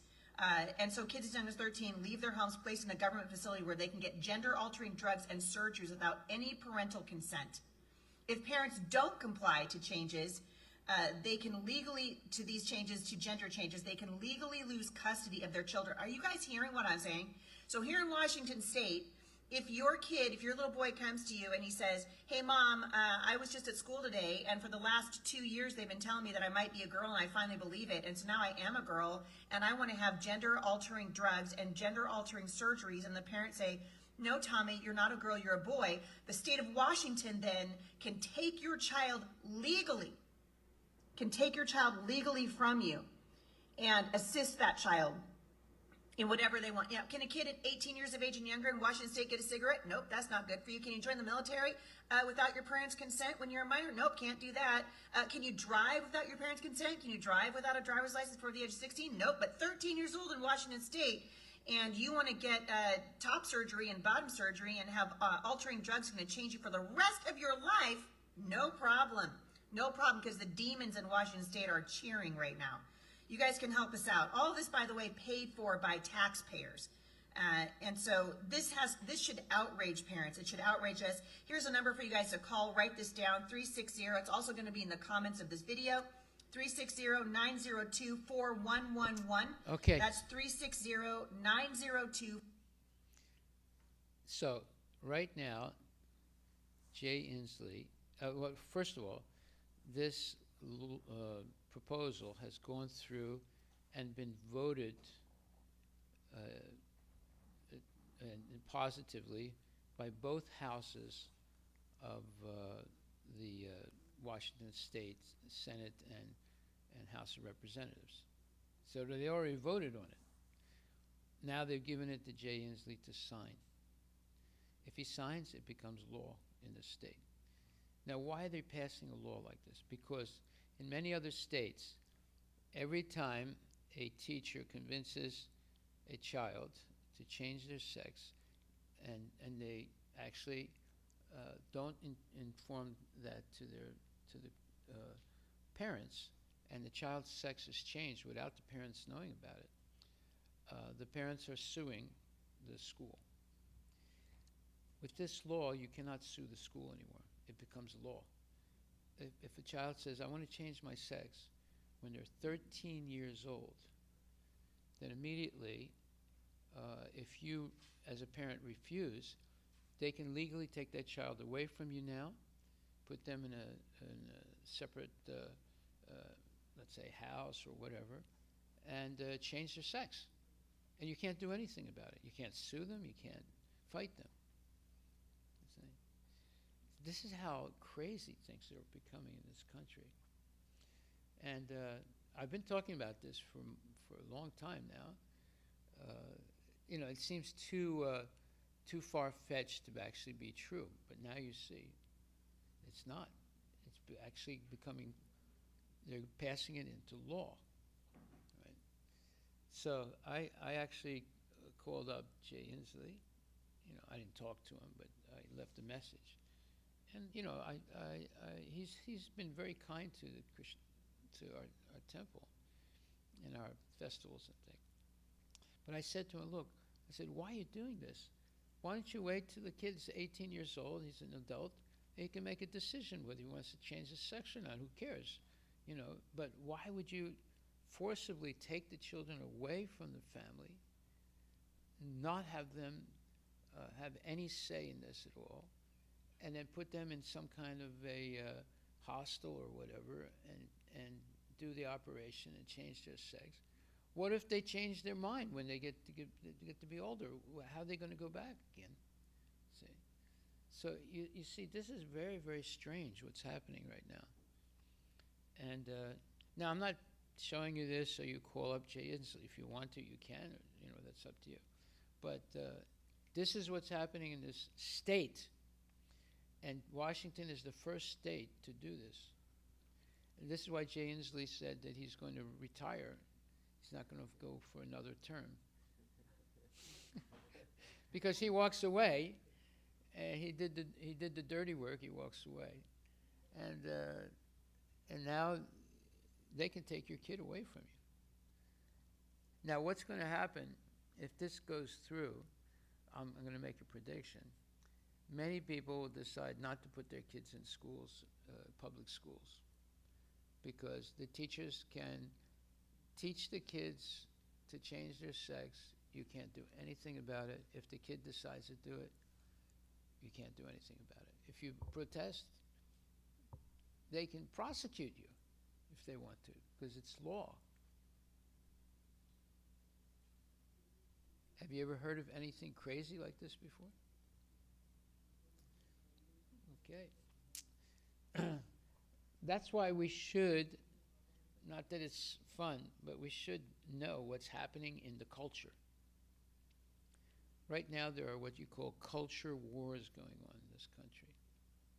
And it's getting more and more serious. And, it could lead to very, very, like for example, it could lead to a lot of parents pulling their kids out of public schools. Now how are they going to educate them?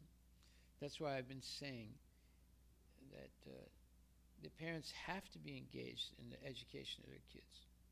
They can't just give their kids to the schools and think that they're going to be educated. They're going to be indoctrinated now, right? And we should be very, very, as devotees, we should be very cognizant of how dangerous the situation is becoming for the education of our kids. The buyer beware, caveat, as they say. Okay, so homework for tomorrow is tomorrow I'm going to explain how the Christian religion has deviated from its original. I've talked about this before, but I'm going to talk about it in much more detail. And so that we understand how much they've deviated from Christianity, real Christianity, and how they've created, how they are trying to destroy Hinduism and create their own, let's say, takeover of the whole Indian subcontinent. Okay, are there any questions? Yes. Hare Krishna Maharaj Ji. So the paragraph that she sent, that's a real complex one. Like it's not No, you easy can't to understand it. It's not easy to understand. Yeah, I had to look things up myself to try and figure out exactly what they were saying. Right. So then, it's not easy for the kids to understand as well. So do they explain in their own understanding, with their own understanding? Listen, they have them prime time.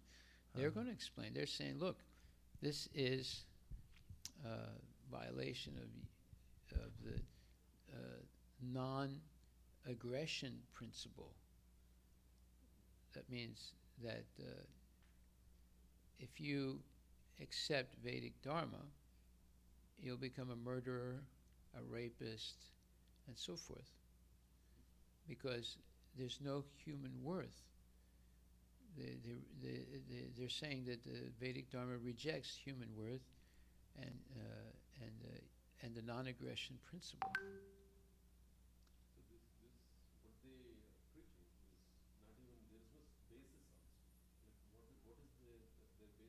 No, they're basing on Mayavad philosophy. Mayavad philosophy says there's no individuality. They say that there's no spiritual world. There's no personal God.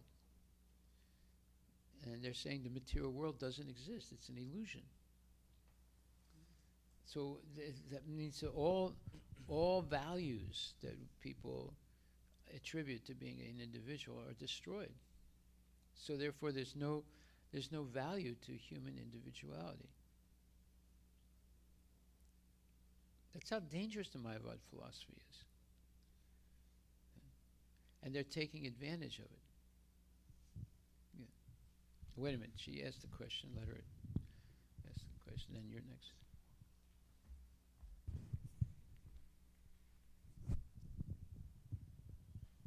Hare Krishna Maharaj, not a question about the video that you showed. I think one thing I've observed now when you take your kids to hospitals, I don't know how they determine the age 13.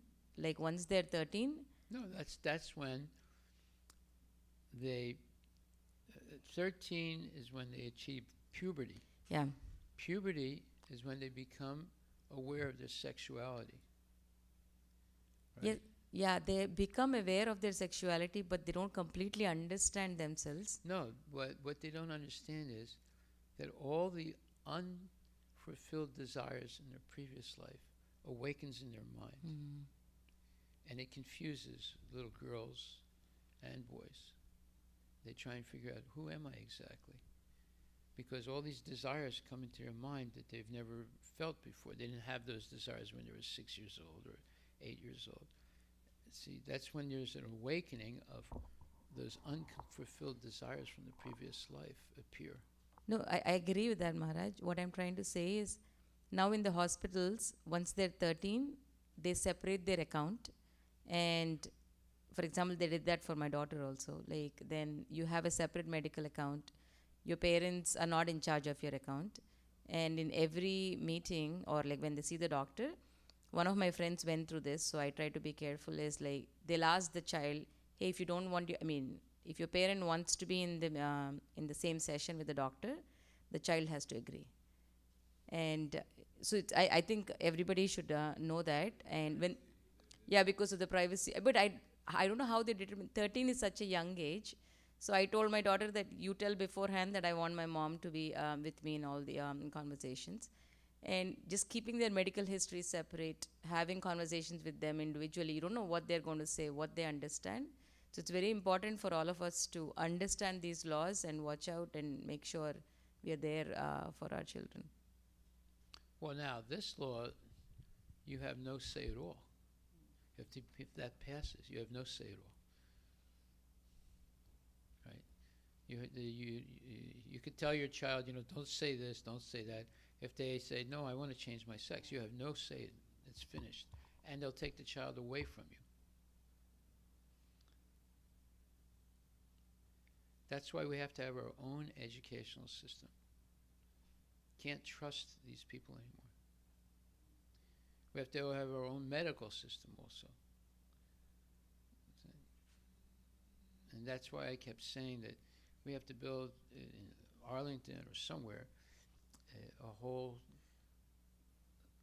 supply chain of qualified devotees who are into dairy and microbiology, naturopathic medicine, etc., and not go into IT and all that stuff. It's a waste of time. You're going to lose your job.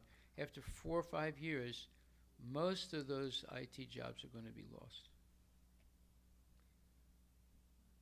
Is that right? Huh?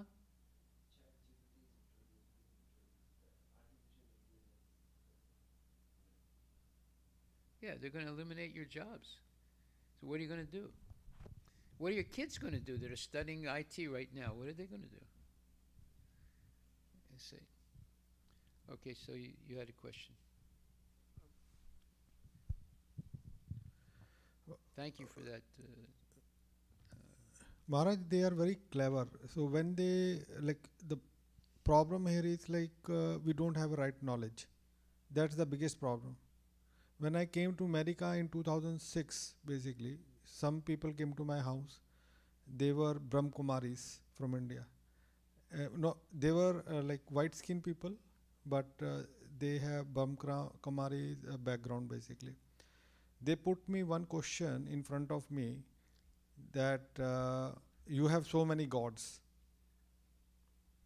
and I didn't have an answer what to say. Yeah, because you were not educated. Yeah, I was not educated, and this is, I don't know, but South India, they are well educated people because they have connection with, but in North, like I'm from Punjab, Hindus there, they don't understand most of the things basically. They just go to the temple, pray, and come back. That's it. They don't know anything about our Sanatana Dharma.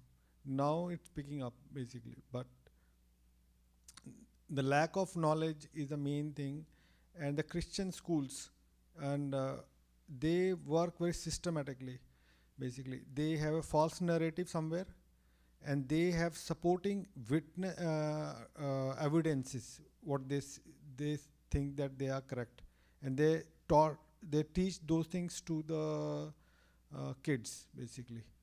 Like Darwin theory is there, right? So he went to only one island basically, and he gave that theory basically. Yeah, it is, the whole thing is junk. Yeah, and we have a museums in India Showing depicting Darwinism. Darwinism. Yes.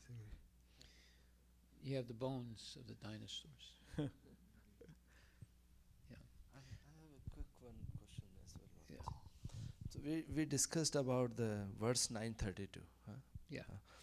O son of Pratha, those who take shelter of me in me, though they may be of lower birth, women.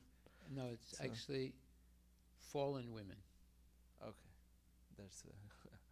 It's not all women. It's fallen women.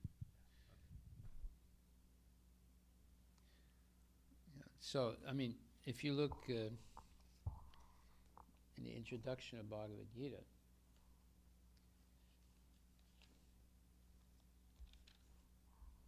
the same verse is quoted in the introduction. It says, thus the Lord says that even a merchant, a fallen woman, or a laborer, or even human beings in the lowest status of life can attain the supreme. So it's fallen women. That's where my question was. In which reference it is being said? Yeah. Okay, well, we'll stop right there. I mean, the homework for tomorrow is you can do a little bit of research and look up these terminologies. What terminologies we're talking about? Self-worth, self-identity, and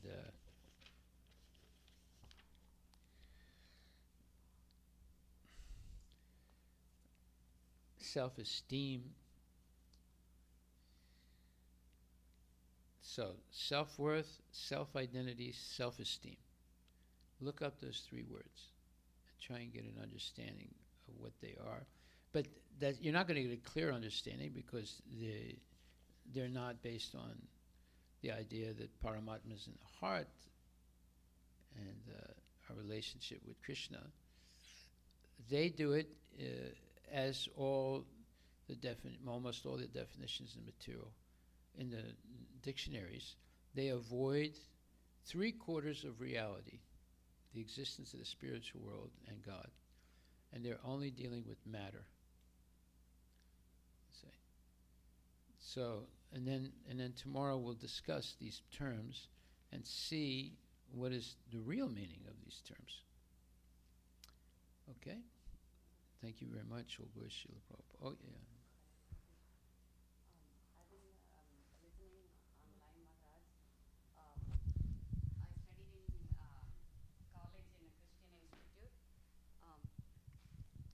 I studied college in a Christian institute. I used to go every single day to pray pray in the church. Because I did all my schooling in my state language, Tamil. So I would not understand anything in college what they are teaching. So I would go to church every day diligently. Please help me understand what is going on because I will fail the class, right? So the people from my university approached me, my professors approached me, that since they see me every day in the church, they said I have the characteristics of becoming a nun. So they have reached me 3 times in that first year itself. And due to family reasons, I stayed in the hostel as well. Due to family reason, the second year, I have to travel as a day scholar. Every day I have to commit 1 hour or 1.5 hours to each way to go to college.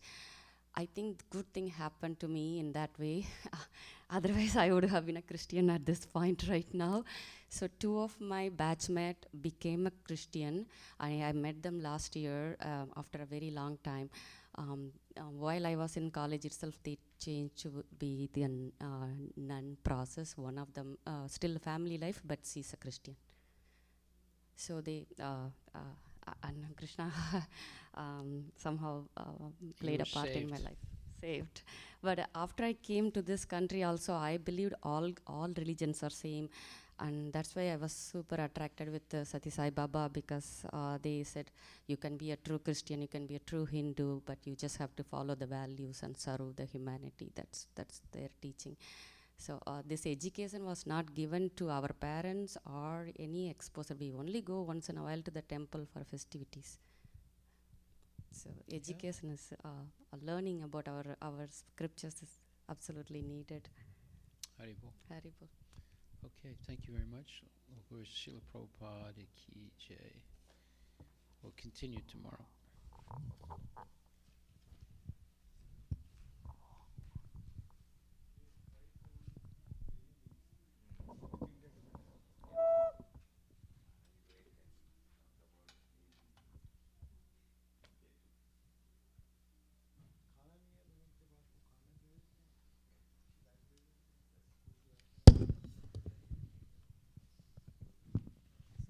आप कर रहे हो बात?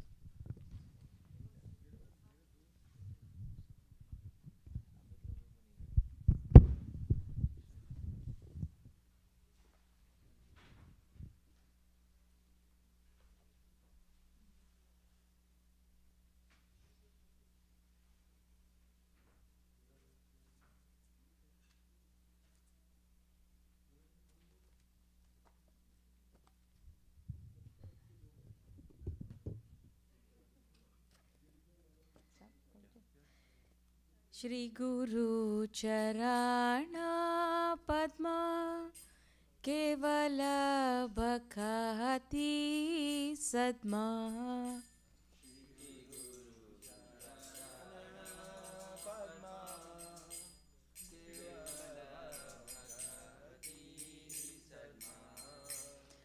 Bandamu Isavadhana Mate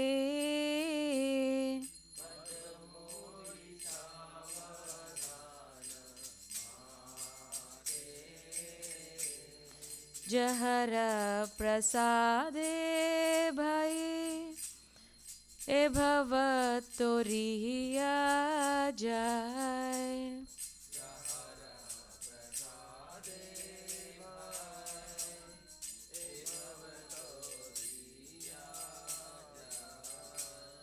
Krishna प्राप्ति होय जहाँ होय ते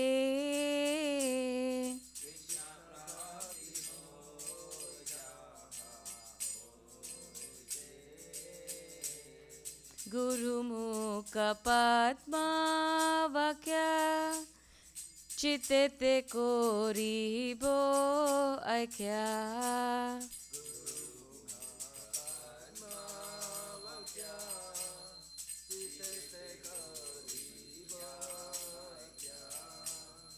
अरना कोरी हो माने आशा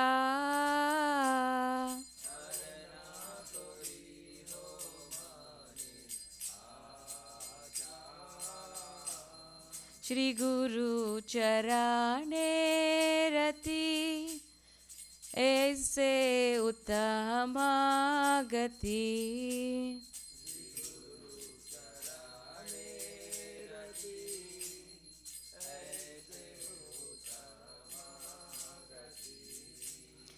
जय प्रसाद पूरे सर्व आशा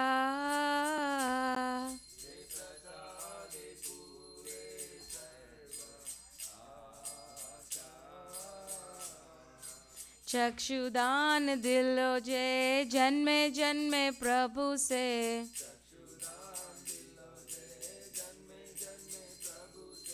दिव्य ज्ञान हृदय प्रकाशितो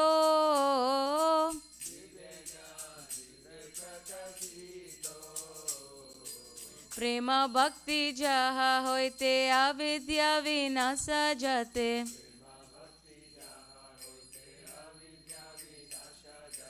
वेदे गाय जहाँ रचरितो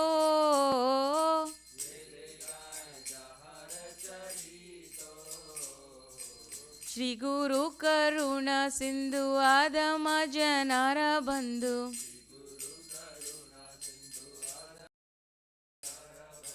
लोकनाथ लोकेरा जीवाना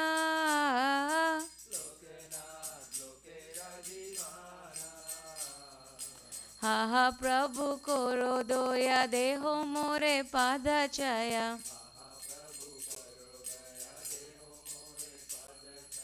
ए बेजास गुसुक त्रिभुवना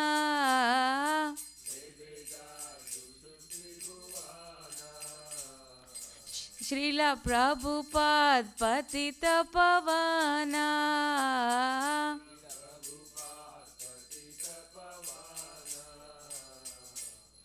जय प्रभुपदा जय प्रभुपदा जय प्रभुपदा जय प्रभुपदा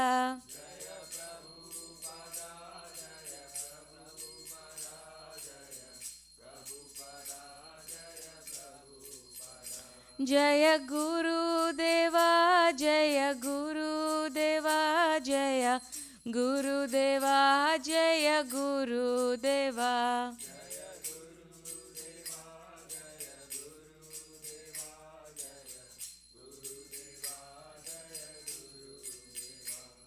नमो विष्णुपदाय कृष्णप्रस्थाय भूतले श्रीमते भक्ति वेदांत स्वामी नित्य नामिने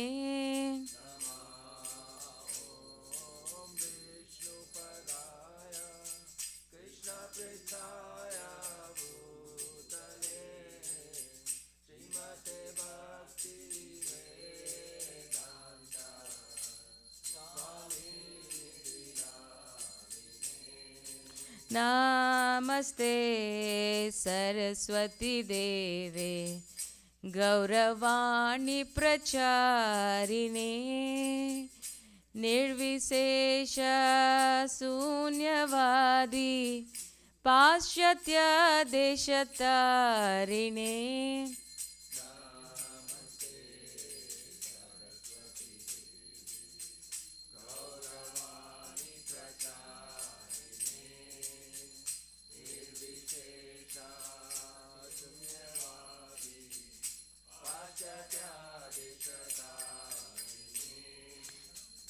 Jaya Shri Krishna Chaitanya Prabhu Nityananda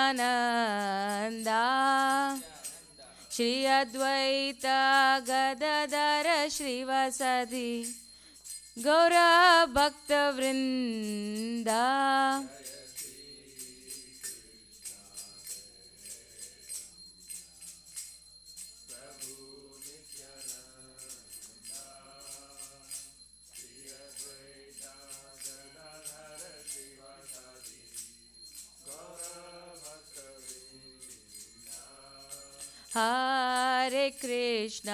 Hare Krishna, Krishna Krishna, Hare Hare, Hare Rama, Rama Rama, Hare Hare.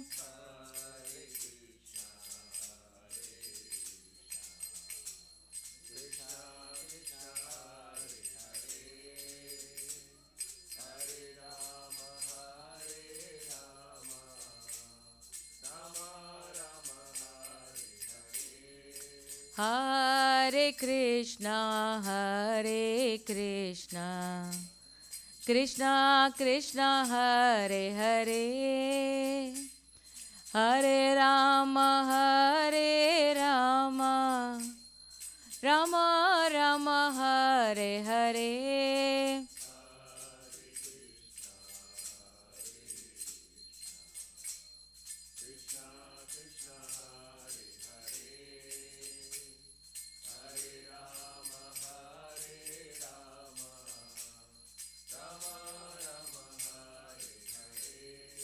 Hare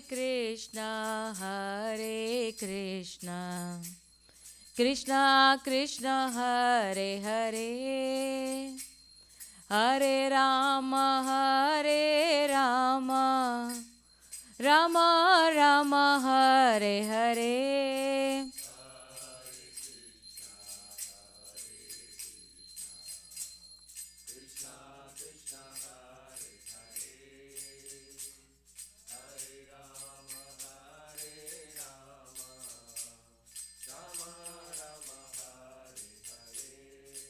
Nittai Gaura Hari Bol, Hari Bol, Hari Bol, Nittai Gaura Hari Bol.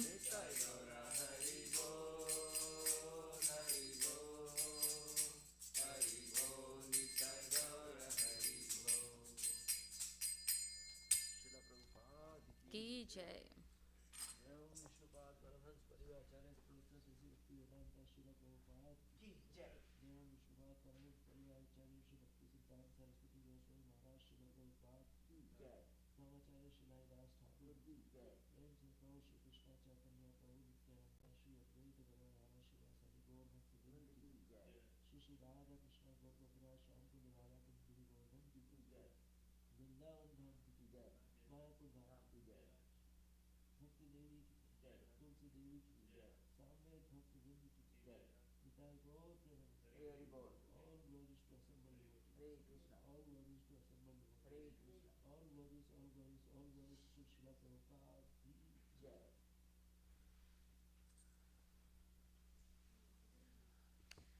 The lotus feet of our spiritual master are the only way by which we can attain pure devotional service. I bow to his lotus feet with great awe and reverence. By his grace, one can cross the ocean of material suffering and obtain the mercy of Krishna. My only wish is to have my consciousness purified by the words emanating from his lotus mouth. Attachment to his lotus feet is the perfection that fulfills all desires. He opens my darkened eyes and fills my heart with transcendental knowledge. He is my Lord, birth after birth. From him ecstatic prema emanates, by him ignorance is destroyed. The Vedic scriptures sing of his character. Our spiritual master is the ocean of mercy, the friend of the poor, and the Lord and master of the devotees. O Lokanatha Goswami, O Master, be merciful unto me. Give me the shade of your lotus feet. Your fame is spread all over the three worlds.